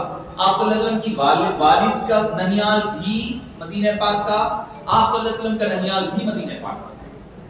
تو حضرت بی بی آمنہ نے ارادہ کیا چلو ننیال کے اپنے سسرال والے لوگوں سے جا کر کے ملاقات کریں گے، اور ساتھ ہی ساتھ حضرت عبداللہ کی قبر مبارک کی زیارت کریں گے۔ تو گئے، تشریف لے گئے۔ اچھا، اس میں حالانکہ اعلان نبوت نہیں ہے، اعلان نبوت سے پہلے کی بات ہو رہی ہے، مگر یہ جو معاملہ ہے کہ زیارت قبور پلس خواتین کا ادب اور احترام کو ملحوظ رکھتے ہوئے، شریعت کی پاسداری کرتے ہوئے زیارت کرنا، یہ شریعت مطہرہ سے پہلے کی شریعتوں میں بھی جائز ہے۔ زیارت قبور کے لیے مکے سے سفر ہو رہا ہے مدینے کے لیے، اور وہ ملت ابراہیم پر، حضرت ابراہیم کی سیرت پاک پر عمل پیرا تھے، ان کے دین پر تھے، تو ملت ابراہیم حنیفہ میں یہ بات تھی کیا کہ زیارت قبور بھی کی جا سکتی تھی، اور زیارت قبور کے لیے سفر بھی ہو سکتا تھا، خواتین بھی جا سکتی تھی، بہرحال شریعت کی پاسداری کرتے ہوئے۔ تو آپ حضرت بی بی آمنہ، حضرت ام ایمن رضی اللہ عنہا جو حبشی غلام تھی، باندھی تھی، حضرت عبداللہ کی، ان کے انتقال کے بعد بی بی آمنہ کے ساتھ رہنے لگی۔ حضرت بی بی آمنہ کے بعد آپ صلی اللہ علیہ وسلم تک آخر تک رہی حضرت ام ایمن، حبشہ کے رہنے والی باندھی تھی، اور آپ صلی اللہ علیہ وسلم کو سمجھے کہ بھئی دایا، یعنی آیا جس کو کہتے ہیں پرورش کرنے والی، وہ آپ صلی اللہ علیہ وسلم کے ساتھ ہمیشہ رہا کرتی، اور کئی مرتبہ آپ صلی اللہ علیہ وسلم سے مشورے بھی لیا کرتے تھے۔ ام ایمن سے عمر رسیدہ تھی، ان سے مشورے لیا کرتے، اور حبشہ جو آپ نے ہجرت فرمائی، صحابہ کو حکم دیا تھا ہجرت کا، وہ ام ایمن کے مشورے پر فرمایا۔ ام ایمن نے کہا تھا یا رسول اللہ حبشہ تھوڑا ہٹ کے علاقہ ہے، وہاں کے حالات، وہاں کا ماحول ایسا ہے، فلاں ہے فلاں ہے، تفصیلات بتائی، تو آپ صلی اللہ علیہ وسلم نے ان کے مشورے کو قبول کر کے ان کو صحابہ کو حبشہ کی ہجرت کا حکم دیا۔ حضرت زید سے بھی ان کا بعد میں، حضرت بی بی زینب کے بعد ان کا نکاح حضرت زید سے بھی فرمایا تھا۔ معزز سامعین کرام، یہ مدینے کا سفر ہوتا ہے، ملاقاتیں رشتہ داروں سے ہوتی ہے، 6 سال حبیب پاک کی عمر شریف ہے، ملاقاتیں ہوتی ہے، اور وہاں پر آپ صلی اللہ علیہ وسلم بڑا اچھا وقت گزارے ہیں، کئی ماہ کا عرصہ رہے ہیں۔ آپ صلی اللہ علیہ وسلم فرماتے ہیں یہ وہی بولی ہے، تالاب ہے جس میں میں تیراکی یعنی تیرنا، سوئمنگ میں نے اس میں سیکھا۔ ہجرت کے بعد فرمایا آپ نے یہ وہ مقام ہے، یہ وہ تالاب ہے جس میں میں نے سوئمنگ سیکھی تھی، یہ وہ مقام ہے جہاں میں نے تیر چلانا سیکھا تھا، یہ وہ مقام ہے جہاں پر ہم گھوڑ سواری کیا کرتے تھے۔ بچپنے کی بات ہے، 6 سال کی عمر شریف کی بات ہے، جب حبیب پاک صلی اللہ علیہ وسلم ایک مرتبہ تیر چلا رہے ہیں تو یہودی راستے سے گزر رہا ہے، کیا دیکھتا ہے کہ حبیب پاک صلی اللہ علیہ وسلم بچے ہیں، تو 6 سال کی عمر شریف ہے، تیر چلا رہے ہیں، اور ایسے تیر چل رہا ہے کہ بڑے بڑے آدمی تیر میں سے نہیں چلاتے، پرفیکٹ جا کر کے لگ رہے ہیں اپنے نشانوں پر۔ یہ قریب آیا اور آ کر پوچھنے لگا کہ آپ کون ہیں؟ آپ نے، اور حبیب پاک کا معاملہ ایسا تھا بچپنے سے، کبھی کوئی جھوٹ نہیں، کوئی نہیں، ہر بات ساری صاف صاف، قولوا قولا سدیدا، درست بات۔ آپ نے فرما دی میں قریش سے ہوں، فلاں ہوں، تفصیلات بتا دی۔ سمجھ گئے ارے یہ نبی آخر الزمانے کو، جا کر کے بھاگ کر گیا، اپنے لوگوں کو پکڑ کر لایا۔ اسی دوران آپ کے حضرت بی بی آمنہ رضی اللہ عنہا کے جو چچیرے بھائی تھے وہ آپ صلی اللہ علیہ وسلم کو لے کر آئے اور آ کر حضرت بی بی آمنہ کو بتایا کہ آپ کے بیٹے کے ساتھ ایسے ایسے معاملہ ہوا ہے، یہودی دیکھا، پوچھ تاچھ کیا ہے، اور نبی آخر الزمانے کہتا ہوا بھاگا ہے اپنے لوگوں کو لانے کے لیے۔ تو بی بی آمنہ آپ صلی اللہ علیہ وسلم کی حیات مبارکہ کے بارے میں فکر مند ہو کر فوری اسی لمحہ وہاں سے مدینہ پاک سے سفر کے لیے نکل گئی مکہ مکرمہ کے لیے۔ یعنی کیا کہ آپ کی عمر شریف 6 سال بھی ہے تو اس وقت بھی یہودیوں کو پتا ہے کہ یہ نبی ہے، اس وقت بھی ان کو اطلاع ہے۔ واپس تشریف لا رہے ہیں مقام ابوا، جو میں سمجھتا ہوں کہ مکہ مکرمہ سے 140 یا 50 کلومیٹر دوری پر ہے۔ عثمان سے آگے ابوا نام کا ایک مقام ہے، پتھریلا اور پہاڑی والا علاقہ ہے۔ اس مقام پر بی بی آمنہ رضی اللہ عنہا کی طبیعت خراب ہوتی ہے اور آپ وہاں پر علیل ہو جاتی ہیں اور وہیں پر رک جاتے ہیں۔ حضرت ام ایمن ہے، قافلہ ٹھہرا ہوا ہے، ساتھ چلیے۔ انہوں نے کہا کہ آپ لوگ آگے چلیے، ہم کوئی اور بعد میں آنے والے قافلے کے ساتھ آ جائیں گے۔ وہاں قریب کے کچھ حضرات تھے، ان لوگوں سے مدد دی گئی، وہاں پر طبیعت خراب ہونے لگی۔ اب اندازہ لگائیے 6 سال کی عمر کا کہ ننھے سے حبیب پاک ہے، ان کی گود میں ماں کا سر ہے، ماں اپنی بیٹے کو نصیحتیں کر رہی ہیں، وصیتیں کر رہی ہے، فرما رہی ہے کلو بال جدید، فرماتی ہے کہ ہر چیز جو نئی ہے وہ پرانی ہونی ہے، ہر پیدا ہونے والے کو مرنا ہے، وکل حی میت، کل حی میت، ہر زندہ ہونے والے کو دنیا سے گزرنا ہے، ہر نئی چیز کو پرانا ہونا ہے۔ اے میرے بیٹے، میں ہمیشہ دیکھتی ہوں کہ تمہارے سر پر اللہ نے جو بزرگی کا تاج رکھا ہے، اللہ تعالیٰ تمہیں بہت بڑا مقام مرتبہ اشعار کی شکل میں فلبتی اشعار سنا رہی ہے۔ سیرت ابن ہشام خلدون وغیرہ اٹھا کر کے پڑھے تو کہنے لگی کہ بیٹے میرا لگتا ہے کہ آخری وقت آ رہا ہے، تم اپنے مقام پر رہنا، اور مجھے یقین ہے کہ اللہ تعالیٰ تمہارے ذریعے سے ایک خلق کثیر کو فائدہ پہنچانے والے ہیں۔ یہ کہتی ہوئی حبیب پاک کے دست مبارک میں اپنا ہاتھ رکھا ہوا ہے اور اس دنیا سے دار فانی سے پور فرما جاتی ہے۔ تنہا حبیب پاک 6 سال کی عمر ہے، والد کا سایہ تو پہلے اڑ گیا، اب جو ایک تنہا سایہ تھا ماں کی شفقتیں، ماں کی محبتیں، وہ بھی دور ہو رہی ہے۔ ماں دنیا سے پردہ فرماتی ہے۔ حضرت ام ایمن فرماتی ہے حبیب دعوت صلی اللہ علیہ وسلم ماں کے چہرے مبارک پر اپنے پیشانی پر اپنے سر کو رکھ دیا اور رکھ کر کے زار و خطار رونے لگے۔ 6 سال کی عمر شریف ہے، زار و خطار روتے ہیں۔ حضرت بی آمنہ رضی اللہ عنہا سے حضرت ام ایمن دونوں کو جدا کرتی ہیں اور وہاں کے مقامی جو حضرات ہوتے ہیں ان کی مدد دے کر کے حضرت بی آمنہ کی تدفین اسی مقام ابوا کے پتھریلی اونچی مقام پہاڑی پر آپ کی تدفین عمل میں آتی ہے۔ آج بھی آپ کی مزار پاک وہیں پر موجود ہے، آج بھی۔ اور آپ یقین جانیے کہ نہیں جانا بول کر بکریوں کے اس کے میکھیاں گندگی ڈالی جاتی ہے، مگر آپ جب بھی پہنچیں گے نا، آپ ابھی پہاڑی پر نہیں چلیں گے، ہوا کیونکہ جنگلی راستے سے ہے، اطراف میں علاقہ بسا ہوا ہے، جہاں پر مزار پاک ہے اس کے اطراف جنگل کے ویسا ہی بنا ہوا ہے، گھر وغیرہ بنے ہوئے نہیں ہے، کھلا علاقہ ہے اور پہاڑی ہے۔ آپ جب اس کے اور گاڑی جاتی بھی نہیں ہے وہاں، گاڑی دور چھوڑ کر آپ کو پیدل جانا پڑتا ہے. آپ پیدل چلتے ہوئے جائیں گے نا، جب ہوا چلے گی تو ایسی دھیمی ٹھنڈی خوشبو آتی ہے. دھوپ کا بھی موسم رہے گا تو ٹھنڈی ہوا، یعنی دھوپ میں بھی سکون اور لذت ملے گی. ہوا خوشبو اس قدر خوشبو آتی ہے، اس قدر دھیمی سی خوشبو آتی ہے، یہ بتاتی ہے کہ ابھی بھی حضرت سیدتنا آمنہ رضی اللہ عنہا آرام فرما رہی ہیں. اور جب بھی کوئی آپ معروضہ رکھیں گے تو وہ معروضے کو پورا ہوتا ہوا آپ دیکھیں. حضرت بی بی آمنہ رضی اللہ عنہا کا مقام اور آپ صلی اللہ علیہ وسلم سے تعلق اور محبت کا عالم دیکھیں. آپ صلی اللہ علیہ وسلم فتح مکہ کے موقع پر جب آ رہے ہیں، تشریف لا رہے ہیں، تو اس مقام پر مقام ابوا پر آپ قیام فرماتے رکتے ہیں. حضرت عمر بن خطاب رضی اللہ عنہ فرماتے ہیں آپ صلی اللہ علیہ وسلم اپنی مزار والدہ ماجدہ کی مزار پاک پر رو کر زار و قطار رونے لگے. اتنا روئے کہ ہمیں بھی رلا کر ہم بھی رونے لگے. تو جب میں جا کر کے آپ صلی اللہ علیہ وسلم کو تھامی اور دلاسا دیا، آپ صلی اللہ علیہ وسلم نے فرمایا میرے صحابہ، اگر میں عصر کی نماز بھی پڑھا رہا ہوتا، اگر میری ماں آواز دیتی آج بھی نبی ہو جانے کے نبوت کے بعد بھی، اعلان نبوت کے بعد بھی، تو میں تمہاری نماز کو وہیں چھوڑ کر ماں کے پاس جاتا، ماں کی پہلے بات سنتا، حکم پورا کرتا، پھر پلٹ کر آ کر تمہاری نماز کو مکمل کروا. اب یہاں پر ایک حدیث پاک ہے جو کل کے حوالے سے رہی. لوگ کہتے ہیں کہ آپ صلی اللہ علیہ وسلم نے فرمایا میں نے اللہ سے 2 دعائیں کی، میری ماں کی بخشش اور قبر کی زیارت. اللہ تعالیٰ نے مجھے قبر کی زیارت کی اجازت دی، بخشش سے منع فرما دیا. تو لہذا نعوذ باللہ وہ کہتے نہیں آپ صلی اللہ علیہ وسلم کی والدہ مسلمان نعوذ باللہ اہل ایمان میں سے نہیں تھی. دیکھیے جس کی بخشش اور مغفرت کا یقین ہو اس کے لیے دعائیں مغفرت نہیں کی جا سکتی. چھوٹا بچہ مر جاتا ہے، انتقال کر جائے، آپ کا ہمارا کسی کا بھی، ان کے لیے دعا کیا ہوتی ہے؟ مغفرت کی دعا نہیں کرتے آپ. بڑوں کے لیے کر رہے ہیں اللہم اغفر لحینا ومیتنا. بچے ہوتے ہیں اللہم اجعلہ لنا فرطا واجعلہ لنا اجرا وذخرا واجعلہ لنا شافعا ومشفعا واجعلها لنا شافعا ومشفعا. اے باری تعالیٰ یہ جو بچہ گزر گیا ہے ہمارے لیے فرض یعنی آگے بھیجا جانے والا سامان بنا دے، ہمارے لیے اجر و ذخیرے کا باعث بنا دے، اور اس کی شفاعت قبول فرما، ہمارے لیے شفاعت کرنے والا بنا، ہمارے لیے شفاعت بھی کرے اور اس کی شفاعت قبول بھی فرما. ہم دعا یہ کرتے ہیں بچوں کے لیے. آپ بچوں کے لیے مغفرت کی دعا کیوں نہیں کرتے؟ ارے وہ بخشے بخشائے ہوتے ہیں. تو جس کی بخشش یقینی ہوتی اس کے لیے بخشش اور مغفرت نہیں کرتے.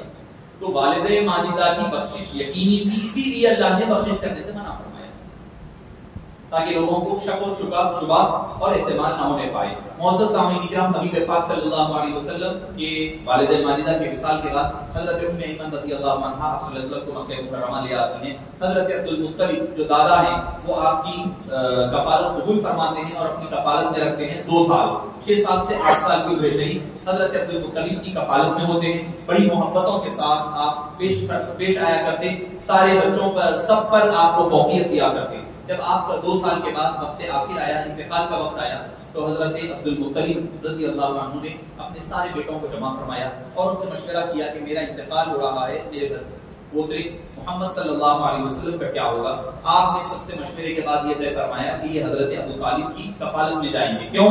ابو طالب اور آپ صلی اللہ علیہ وسلم کے والد حضرت عبداللہ دونوں سگے بھائی تھے، اس اعتبار سے آپ نے ان کے حوالے کفالت میں دے دیا. اب 12 سال 8 سال کی عمر شریف میں دادا کا بھی انتقال ہو جاتا ہے.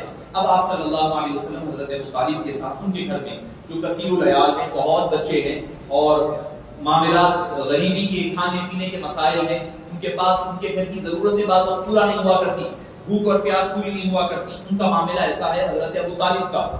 اور حضرت ان کی اہلیہ حضرت فاطمہ بنت اسد حضرت علی کی والدہ وہ فرماتی ہیں کہ خدا کی عزت کی قسم ہمارے گھر میں کھانے کے لیے پہلے کھانا کم پڑ جایا کرتا، زیادہ بھی ہوتا تو ہمارے گھر والوں کے لیے کم پڑ جایا کرتا، مگر جس دن سے حبیب پاک ہمارے گھر میں رہنے آئے اس دن سے کم کھانا بھی رہتا تو سب کے لیے بس ہو جایا کرتا، سب کے لیے بس ہو جایا کرتا.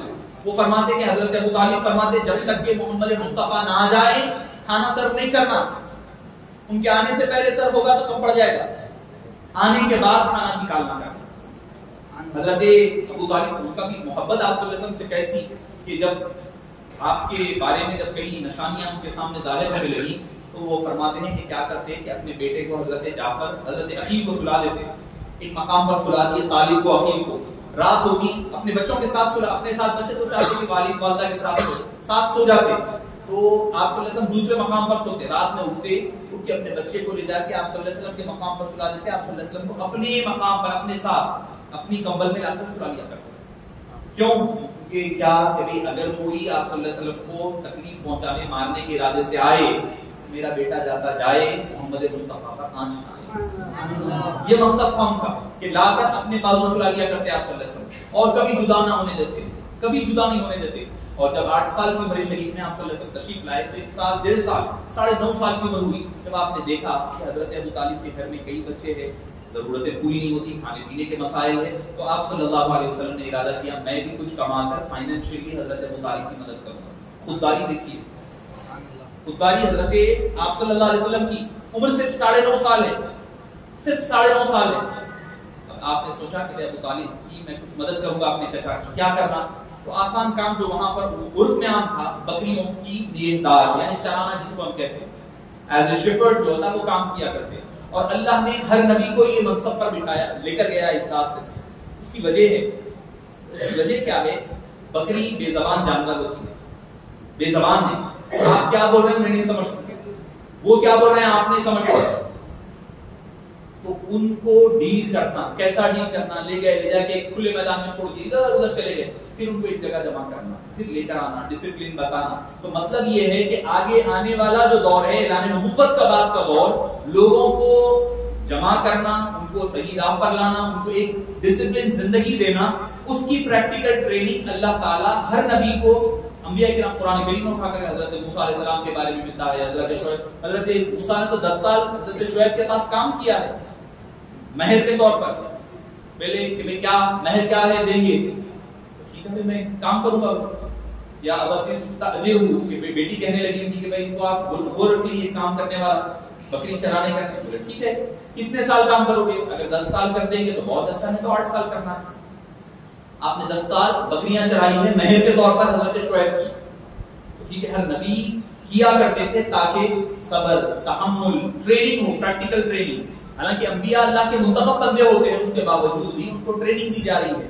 یہ بتلانے کے لیے ہم بھی جو کام کریں اس کو پرفیکٹ بنانے کے لیے ٹریننگ کرنا، ڈیمونسٹریشن کرنا یہ ضروری ہے، یہ ضروری ہے.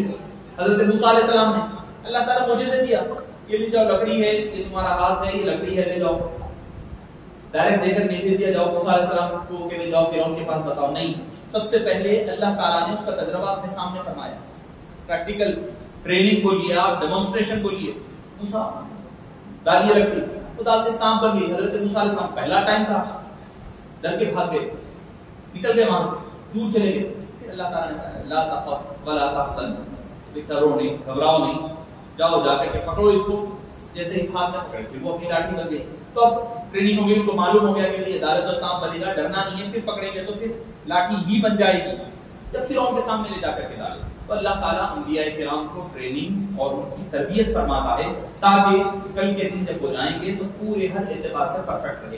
آپ صلی اللہ علیہ وسلم بنو سعد کی بکریاں کی نگہداشت کرتے، چرایا کرتے. تو اس میں آپ صلی اللہ علیہ وسلم فرماتے ہیں کہ چند قیراط کیا ہے؟ بعض کہتے ہیں کہ وہ کرنسی کا نام تھا، بعض کہتے ہیں پارٹ آف دا کرنسی کی، یعنی جیسے روپیہ وغیرہ، روپیے کے اندر پیسے ہوتے ہیں، پیسہ درہم و دینار کا جو پیسہ ہوتا 10 پیسے 15 پیسے، اس کو قیراط کہا جاتا ہے. وہ قیراط ملتے کو لا کر آپ حضرت ابو طالب کو دے دیا کرتے ان کی کفایت نہیں، یعنی ان کے گھر میں رہ رہے ہیں تو اس کا احسان بھی نہیں رکھنے کے لیے وہ ادا کر رہے ہیں. آپ صلی اللہ علیہ وسلم کی عمر شریف جب 12 سال کی ہوئی، حضرت ابو طالب شام کی طرف سفر کے لیے نکل رہے ہیں، بزنس ٹرپ کے لیے. جب وہ جانے لگے تو آپ صلی اللہ علیہ وسلم نے کہا کہ میں بھی آپ کے ساتھ چلوں گا. آپ نے کہا کہ سفر بڑا کٹھن ہوگا، میں ساتھ نہیں لے جاؤں گا. ضد کرنے لگے، یہاں تک کہ آپ صلی اللہ علیہ وسلم رونے لگے. حضرت ابو طالب نہیں دیکھ سکے، ساتھ آپ صلی اللہ علیہ وسلم کو لے لیا. مکے سے سفر شروع ہوا شام کے لیے. جب آپ صلی اللہ علیہ وسلم بصرہ، ایک ہے بصرہ، بصرہ جو آج عراق میں، یہ ایک اور شہر تھا بصرہ بعد کے پیش کے ساتھ، وہ آتا تھا شام کے جو بارڈرز، جو انٹرنگ علاقہ تھا وہاں پر آتا تھا، انٹرنس پر.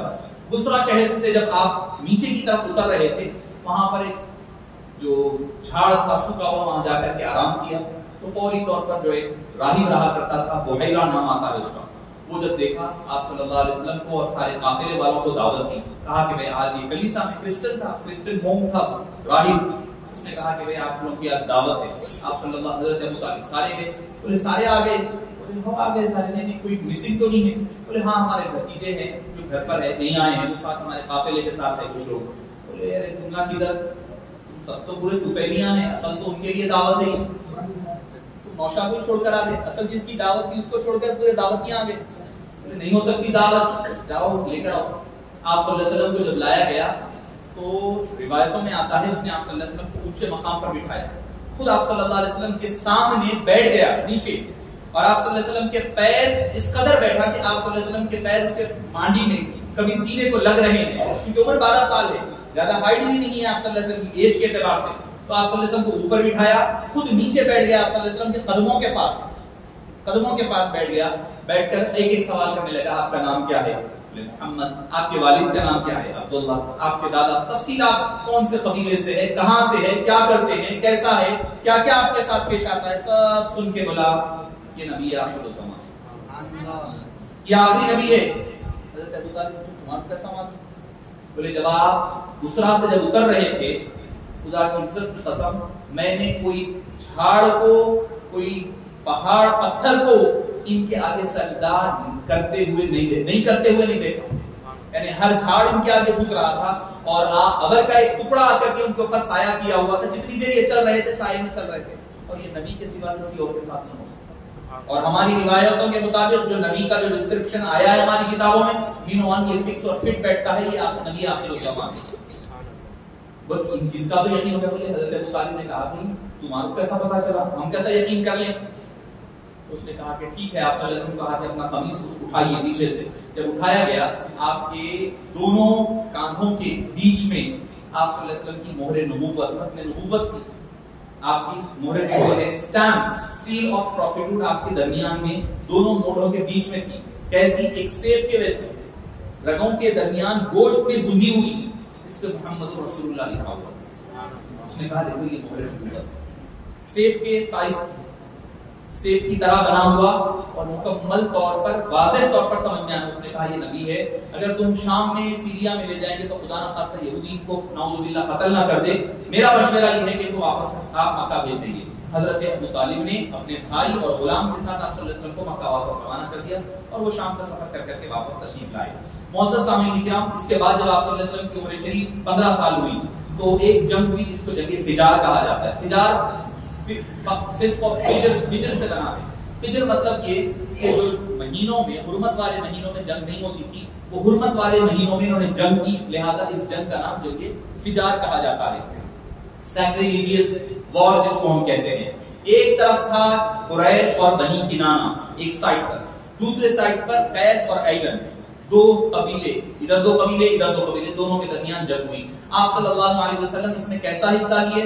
بس آپ صلی اللہ علیہ وسلم یہ کرتے تھے کہ جو تیر آتے تھے وہ تیر اٹھا کر اپنے چچاؤں کو، حضرت ابو طالب کو، حضرت حمزہ کو اور حضرت عباس وغیرہ کو لے جا کر کے تیر سپلائی کرتے تھے. لڑائی جھگڑے میں نہیں، صرف تیر کے دینے میں. اور اس جنگ میں پریکٹیکلی آپ نے جنگ کے جو طور طریقے ہوتے ہیں، جنگ کیسی لڑی جاتی ہے، جنگ میں کیا کرنا چاہیے، کیا فیصلے ہونی چاہیے، یہ جنگ کے سارا ماحول آپ صلی اللہ علیہ وسلم نے جنگ فجار میں دیکھا ہے. پھر جب 1.5 سال گزرا، یعنی 17 سال کی عمر کے قریب ہے آپ صلی اللہ علیہ وسلم، اس وقت حلف الفضول ہوا. حلف الفضول یعنی آپ جس کو کہتے ہیں کہ ایک پلیج لی گئی. ہوا یہ تھا کہ ایک شخص آیا مکہ مکرمہ میں، اور آنے کے بعد اس نے سامان بیچنے آیا تجارت کا. وہ سامان ایک شخص نے خرید لیا، بنو امیہ کا. اس نے خرید کر اس کو پیسے نہیں دیا. یہ آیا اور آ کر کے طواف اور عمرہ کر لے کر آ کر کے اس نے حجر اسود کے پاس ٹھہر کر کے گوہار لگائی، ندا لگائی، مدد کے لیے پکارا لوگوں کو، اے لوگوں میری مدد کرو، میرا سامان تو خرید لے لیے، پیسہ نہیں دیے مجھے. حضرت زبیر بن عبد المطلب، یعنی آپ صلی اللہ علیہ وسلم کے چچا عبد المطلب کے دوسرے بیٹے حضرت زبیر نے کہا کہ ایسا ہوگا تو یہ غلط بات ہے کہ قریش بدنام ہوں گے، تو جو مظلوم لوگ ہوں گے، اگر یہ تو مسافر ہے، باہر والا ہے، باہر سے دوسرے مقام سے آیا ہے، اگر ایسا ہوگا تو پھر ہم بدنام ہوں گے اور لوگوں کے ساتھ ظلم ہوگا، ظلم برداشت نہیں کیا جائے گا. آپ نے عبداللہ بن جدعان کے گھر میں سب کو جمع کیا. بزرگ مانے جاتے تھے عبداللہ بن جدعان اس وقت. ان کے گھر میں سارے لوگوں کو جمع فرمایا، اور اس کے بعد یہ طے کیا کہ ایسے مجبور، بے بس، بے کس لوگ ہوں گے، ان کی ہم مدد کریں گے. اور اس لیگ کا، اس یونٹی سوسائٹی آرگنائزیشن کا آپ صلی اللہ علیہ وسلم بھی حصہ تھے. اور آپ نے فرمایا کہ اعلان نبوت کے بعد مدینہ پاک میں فرمایا اگر آج بھی عبداللہ بن جدعان یا کسی اور کے گھر میں مجھے حلف الفضول کے لیے بلایا جائے گا، میں نبی ہوتے ہوئے اس میں آج بھی جانے کے لیے تیار ہوں۔ اور کیسا آپ صلی اللہ علیہ وسلم پریکٹیکلی انوالو تھے۔ ایک آدمی آیا، آ کر کعبۃ اللہ شریف میں رونے لگا، چیخ پکار کر رہا، لوگ گئے، کیا ہوا؟ تو بولے ایک شخص نے میری بیٹی کو لے لیا، اغوا کر لیا۔ کون تھا وہ؟ عمر بن ہشام، ابو جہل، اس نے لے لیا ہے اور وہ چھوڑ نہیں رہا ہے، بچی کو گرفتار اغوا کر لیا۔ تو بولے سب بولے نہیں بھیا ابو جہل سے کون لڑے گے، رک گئے، پیچھے ہٹ گئے۔ نے کہا جاؤ جا کے محمد مصطفیٰ صلی اللہ علیہ وسلم کو کہو۔ آپ صلی اللہ علیہ وسلم کے پاس آئے، آ کر کے جب اس نے کہا کہ میری بیٹی کو بچائیے، آپ صلی اللہ علیہ وسلم فوری طور پر اپنی تلوار لیے، لے کر پوچھے کس نے کیا؟ ابو جہل۔ آپ صلی اللہ علیہ وسلم اس کے گھر پر گئے، دستک دی، اندر سے آواز دی، کون؟ بولے محمد۔ کیوں آئے ہو؟ صلی اللہ علیہ وسلم، وہ بچی کو تم رہا کرو۔ اس نے تو پہلے تو منع کیا، آپ صلی اللہ علیہ وسلم نے فرمایا کہ اگر تم نہیں کرو گے یا تو تمہارا خون ہوگا یا میرا خون ہوگا، مگر جب تک کہ بچی کو رہا نہیں کیا جائے گا میں نہیں چھوڑوں گا۔ تو اس نے کہا ابو جہل کل تک کے لیے مجھے مہلت دیجیے، کل چھوڑ دوں گا۔ آپ نے فرمایا نہیں، اب کا مجھے بچی چاہیے۔ آپ صلی اللہ علیہ وسلم نے اجنبی خاتون کی عصمت عفت کی حفاظت کے لیے وقت کا جو سب سے بڑا لیڈر ہے، فرعون امت ہے، امت کا فرعون کہا گیا ابو جہل کو، اس امت کا، اس سے آپ کب کموری کے دور میں 17 سال کی عمر شریف ہے، اس وقت آپ بکھر گئے اور اس سے لڑ کر کے اس لڑکی کو آزاد کروایا۔ یہ ہے حلف الفضول کا حصہ۔ آپ صلی اللہ علیہ وسلم کا سوسائٹی اور کمیونٹی سوشل ورک، آپ صلی اللہ علیہ وسلم سوسائٹی کے لیے بہتر بنانے کے لیے جو آپ کی جو ذمہ داریاں تھیں آپ صلی اللہ علیہ وسلم ادا فرمایا کرتے۔ معزز سامعین کرام، حبیب پاک صلی اللہ علیہ وسلم عمر شریف گزر رہی ہے ساتھ ہی ساتھ، اور آپ کی صداقت، آپ کی امانت داری، اس کے چرچے ہر طرف ہیں، ہر کوئی پکار رہا ہے، امین ہے، صادق ہے۔ آپ صلی اللہ علیہ وسلم کے کردار کی قسمیں کھایا کرتے، ہر ایک کی مدد کرنا، کوئی مجبور ہے مدد کرنا، غریب ہے مدد کرنا، یتیم ہے ان کی ضرورتیں پوری کرنا، بیوہ ہے اس کے گھر کا اناج دلانا۔ آپ صلی اللہ علیہ وسلم کا یہی کام، لوگوں کی مدد کرنا، انسانیت۔ وہاں کوئی مسلمان نہیں ہے۔ بابا بھی اکثر فرمایا کرتے، آپ صلی اللہ علیہ وسلم نے 63 ایئرز کی ایج میں سے 40 سال غیر مسلموں میں گزارے، 23 سال مسلمانوں کے درمیان، کمپلیٹ بھی نہیں، وہاں بھی ہے غیر مسلم، ادھر یہود بھی ہے، ادھر کافر بھی ہے، مگر 40 سال تو سالڈ آپ صلی اللہ علیہ وسلم نے غیر مسلموں میں گزارے، اور وہی غیر مسلموں نے آپ کو امین و صادق کا لقب دیا، مسلمانوں نے نہیں، کافروں نے دیا تھا۔ تو یہ پتا چلتا ہے آپ صلی اللہ علیہ وسلم کے کردار، یعنی جادو وہ ہے جو سر چڑھ کر کے بولے، الفضل ما عرفت به الاعداء، دشمن بھی جو ہے آپ کی بزرگی کا موتر اعتراف کرے، وہ اصل بزرگی ہوا کرتی ہے۔ معزز سامعین کرام، جب یہ آپ کے چرچے ہونے لگے تو حضرت خدیجہ رضی اللہ عنہا جو اس دور کی بہت مالدار خاتون، خویلد نامی ایک شخص تھے، بزنس مین، ان کی 2 بیٹیاں تھیں، ایک خدیجہ رضی اللہ عنہا اور ایک حالہ، خدیجہ بنت خویلد، حالہ بنت خویلد رضی اللہ عنہما۔ تو حضرت خدیجہ بڑی تھی ان میں، ان کا پہلے سے 2 نکاح ہوئے تھے اور ختم ہو گئے تھے، اور اس کے بعد وہ اپنے والد کا جو بزنس تھا وہ بزنس کو آگے پھیلاتی تھی، کام میں لگی ہوئی تھی۔ جب ان کے پاس آج کے دور کا سلیپنگ پارٹنر ایک عام ٹرمینالوجی یوز ہو رہی تو کہہ رہا ہوں، وہ وہی کرتی تھی، کیا اپنا مال پیسہ دے کر کے لوگوں کو پیسہ دے کر کے بھیجتی، جاؤ جا کر کے یہ بزنس کرو، یہ سامان بیچو، وہاں کا سامان لا کر یہاں بیچو، نہیں یہ سامان لے آؤ بیچ کر کے آنا، پیسہ لائے تو اس میں سے پروفٹ دیا کرتے، اجرت پلس پروفٹ، یہ کام تھا حضرت بی بی خدیجہ کا۔ اور مکے میں الا ماشاءاللہ 2-4 خواتین ایسی تھی جن کو یہ اختیار تھا، ورنہ تو مکے کا حال بہت برا، خواتین کی کوئی عزت نہیں، کوئی کام نہیں، زندہ درگور کر دیا کرتے، وہ ساری باتیں آپ نے سنی ہیں۔ تو حضرت خدیجہ کو جب آپ صلی اللہ علیہ وسلم کے کردار اور اخلاق و کردار کی بات کا پتہ چلا، آپ صلی اللہ علیہ وسلم کو بلایا اور کہا کہ آپ میرے لیے کاروبار کریں گے شام جا کر؟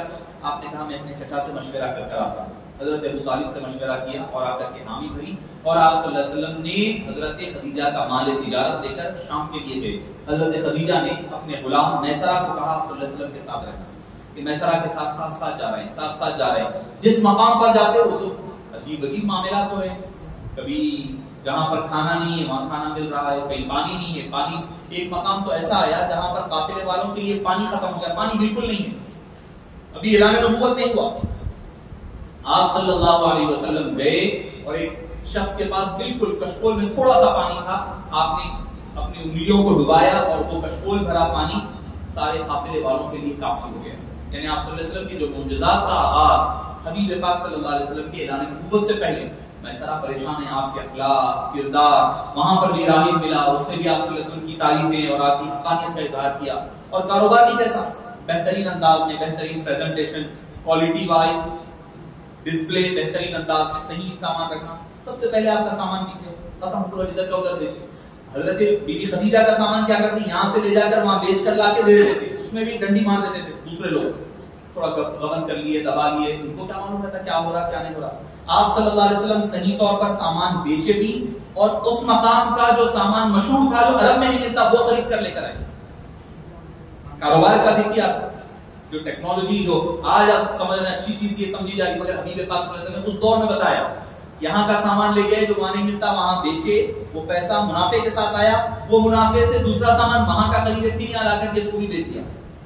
سب سے زیادہ پرابلم میں پریشان ہوئی, اتنا پیسہ کیسا آ گیا, آپ نے صحیح حساب بتا دیا. حضرت بی بی خدیجہ متاثر ہو گئی. پھر حضرت میسرہ نے سارا سنا دیا. غلام نے, ارے یہ تو وہ شخصیت ہے, ان کے کردار ایسا, ان کا اخلاق ایسے, ان کا معاملات ایسا, لوگوں کے ساتھ بول چال کیسی, ساری باتیں جب سنی تو بہت متاثر ہو گئی. وہی خدیجہ جن کے لیے بڑے بڑے لوگوں نے نکاح کے پیغام بھیجے وہ انکار کر دی تھی, انہوں نے کہا کہ اب میں اس محمد مصطفیٰ صلی اللہ علیہ وسلم سے نکاح کروں گی. اس وقت ان کی عمر ہے 40 سال, آپ صلی اللہ علیہ وسلم کی عمر مبارک ہے 25 سال. انہوں نے اپنی سہیلی نفیسہ کو بلایا اور کہا کہ آپ صلی اللہ علیہ وسلم کے پاس رشتہ لے کر جاؤ. آپ صلی اللہ علیہ وسلم کو کہا تو آپ نے فرمایا میں اپنے چچاؤں سے مشورہ کروں. کل جو میں نے بات کہی, رشتہ آیا ہے اچھا, حضرت عبداللہ کے حوالے سے, حضرت آپ صلی اللہ علیہ وسلم کا معاملہ وہی, گئے اپنے چچاؤں کو کہا, حضرت عباس اور حضرت زبیر اور حضرت ابو طالب جو بڑے تھے عمر میں, حضرت امیر حمزہ رضی اللہ عنہ میں تو بس 1.5-2 سال کا, حضرت عباس کا بھی معاملہ ویسے. جب مشورہ ہوا تو طے ہو گیا نکاح. آپ صلی اللہ علیہ وسلم بغیر دولہے والے بن کر کے تشریف لے گئے حضرت بی بی خدیجہ کے پاس, اور حضرت ابو طالب نے خطبہ نکاح پڑھا, اور پھر اس کے بعد نکاح حضرت بی بی خدیجہ الکبریٰ رضی اللہ عنہا سے طے پایا. عمر ہے ادھر 25 سال, ادھر ہے عمر 40 سال.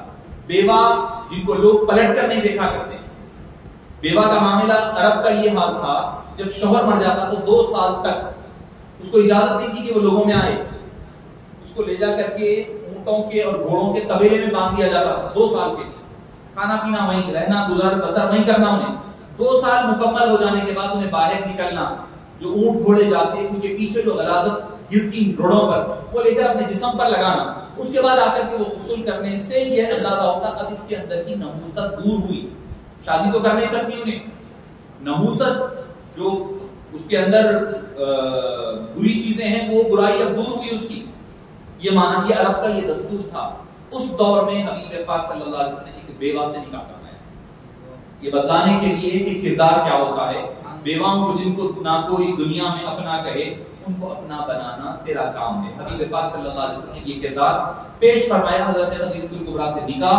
اب حضرت خدیجہ الکبریٰ رضی اللہ عنہا کے سے بے پناہ محبت, بے پناہ تعلق اور مودت کا عالم یہ حضرت بی بی خدیجہ الکبریٰ رضی اللہ عنہا کو ہر وقت آپ صلی اللہ علیہ وسلم یاد فرمایا کرتے.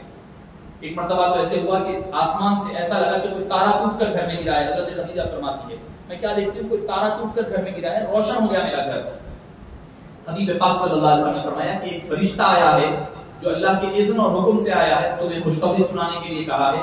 اللہ تعالیٰ نے تمہیں سفید موتی کا محل جنت میں تمہارے لیے تیار کیا. سفید موتیوں کا محل, موتیوں والا محل اللہ نے تمہیں جنت میں دینے کی خوشخبری دینے کے لیے. کیا ان کے انداز کردار نے کیا, ان کے لیے محلات کی خوشخبری دنیا میں دی جا رہی, فرشتے آ کر کے دے رہے ہیں. ان کا مقام و مرتبہ اور حضرت بی بی خدیجہ کی جان سالی, جہاں فدائیت حبیب پاک صلی اللہ علیہ وسلم کے لیے سب کچھ قربان کرنا.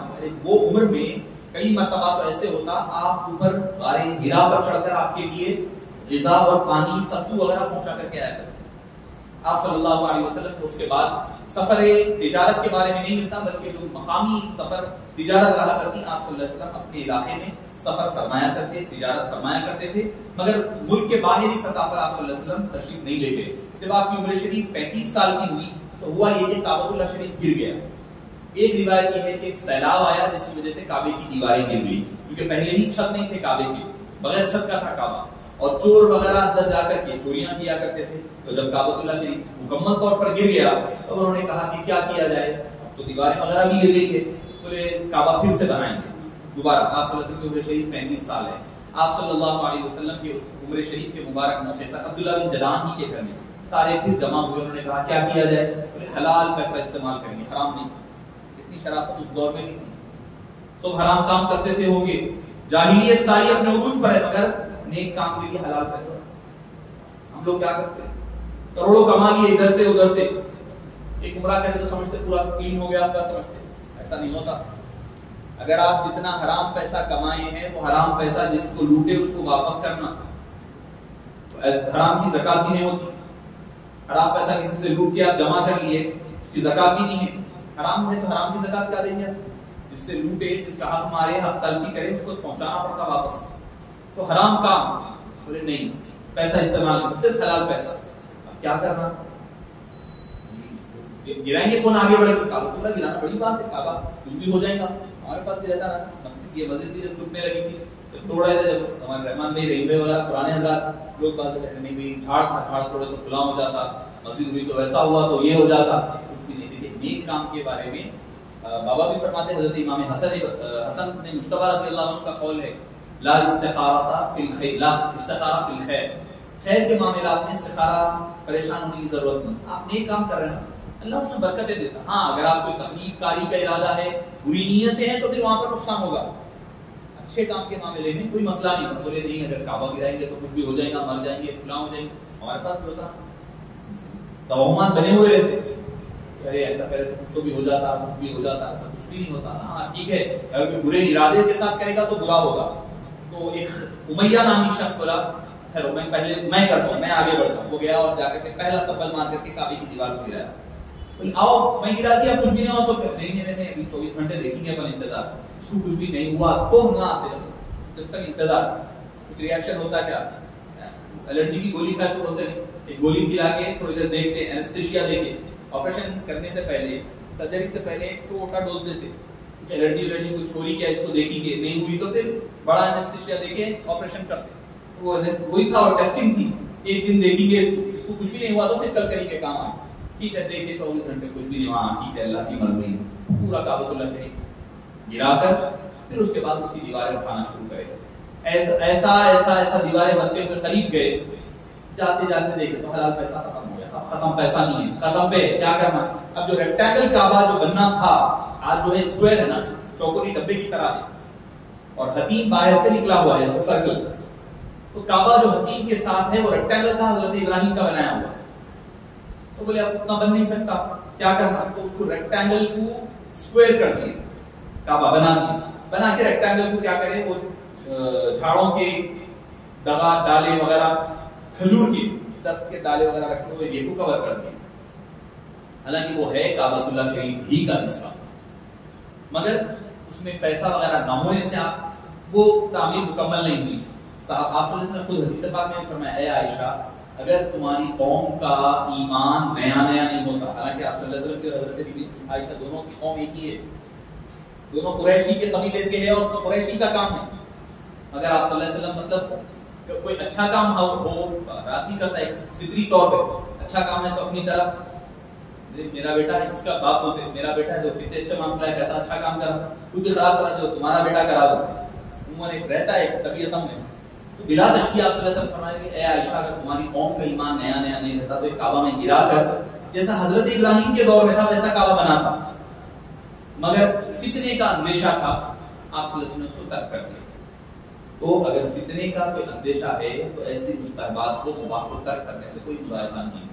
عبداللہ بن زبیر نے اس کو جب گر گیا تھا، یزید نے گرا دیا تھا کعبہ، تو حضرت عبداللہ بن زبیر نے پھر ویسا چوک ریکٹینگل بنایا تھا حضرت عبداللہ بن زبیر رضی اللہ عنہ نے۔ پھر بعد میں جب حجاج بن یوسف کے دور میں گرا تو انہیں آپ صلی اللہ علیہ وسلم کے آخری وقت ایسا ہی تھا، ایسے ہی رکھ دیں گے بلکہ وہی کعبہ آج تک کافی ہے۔ اچھا اس میں جو مسئلہ ہوا تھا حجر اسود کے رکھنے کا، آخری بات حجر اسود کے رکھنے کا مسئلہ آیا، لڑائی ہونے لگی کون رکھے، ہر قبیلہ کہتا میں رکھوں گا، حجر اسود کو اپنے مقام پر رکھنا اتنا بڑا فضیلت ہم کو ملنی چاہیے، لڑائی جھگڑے ہونے لگے، ہوتے قریب تھا کہ تلواریں نکل جاتی، تو بولے مشورہ ہوا کیا کریں گے، سارے لوگ پھر بیٹھے، میٹنگ بیٹھی، عبداللہ بن جدعان کی کے پاس، انہوں نے مشورہ دیا، ضعیف شخص تھے، انہوں نے کہا کہ ایک کام یہ کرو، جو کل کعبۃ اللہ شریف میں پہلے داخل ہوں گے وہ فیصلہ کریں گے کہ اس کا کون پتھر رکھے گا اپنے مقام پر، لیکن اسٹون جو ہوتا ہے وہ اپنے مقام پر رکھنا ہے، سنگ بنیاد ہے سمجھیے ایک معنوں میں۔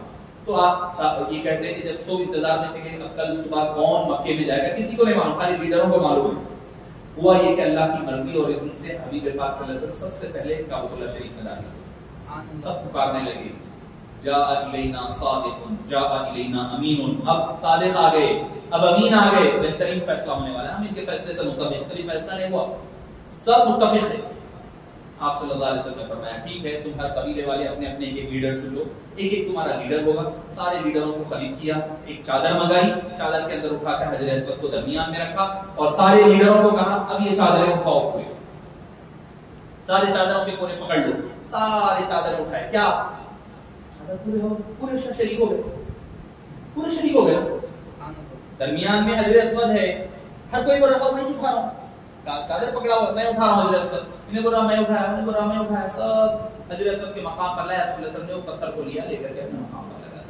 جو فتنہ فساد, جو لڑائی جھگڑے ہو رہے تھے, وہ سارے کے سارے ایک ہی حبیب پاک صلی اللہ علیہ وسلم کی حکمت کے ساتھ ختم ہو گئے.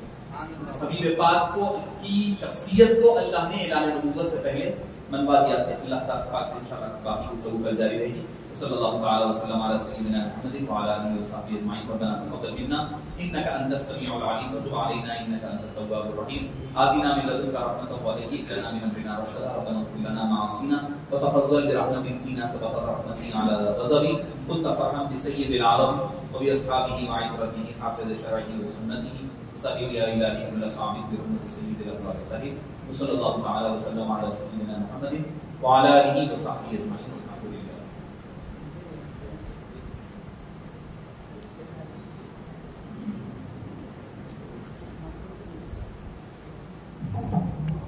صلى الله عليه وسلم صلى الله على محمد صلى الله عليه وسلم صلى الله على محمد صلى الله عليه وسلم صلى الله على محمد صلى الله عليه وسلم قال البدر علينا من ثنيات الوضاء وجب الشكر علينا مع دام الله ضائي.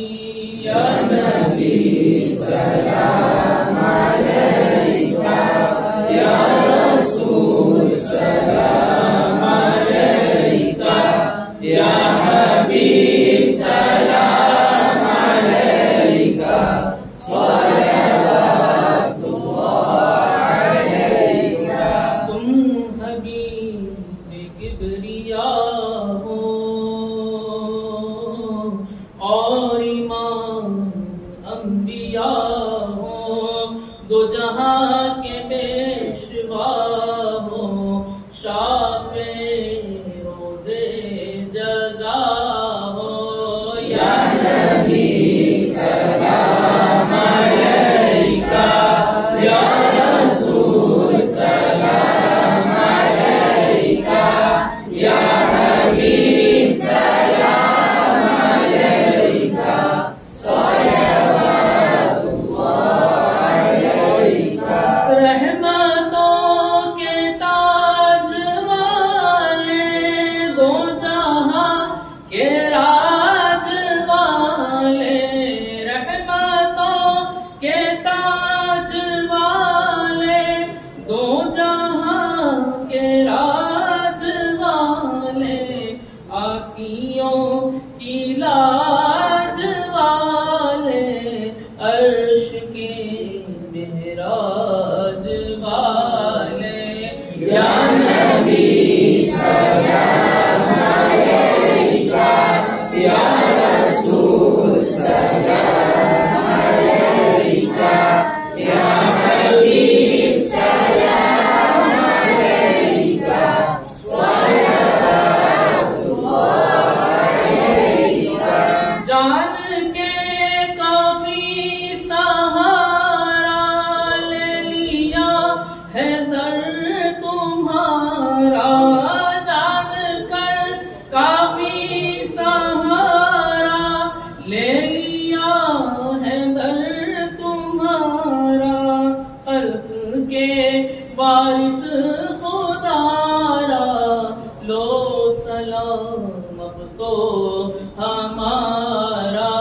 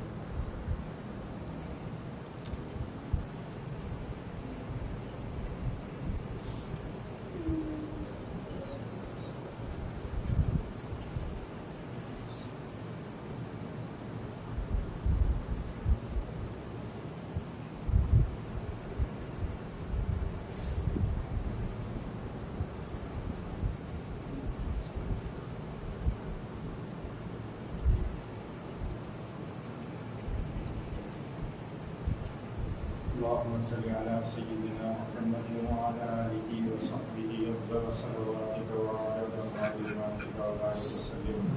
ربنا آتنا في الدنيا حسنة وفي الآخرة حسنة وقنا عذاب النار.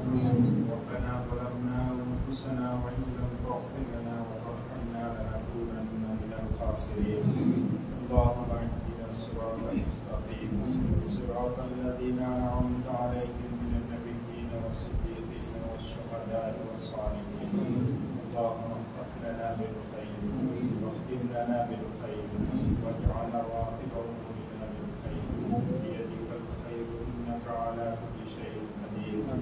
اللهم إنا نسألك موجبات رحمتك وعزائم مغفرتك والغنيمة من كل بر والسلامة من كل إثم والفوز بالجنة والنجاة من النار والفوز بالجنة والنجاة من النار.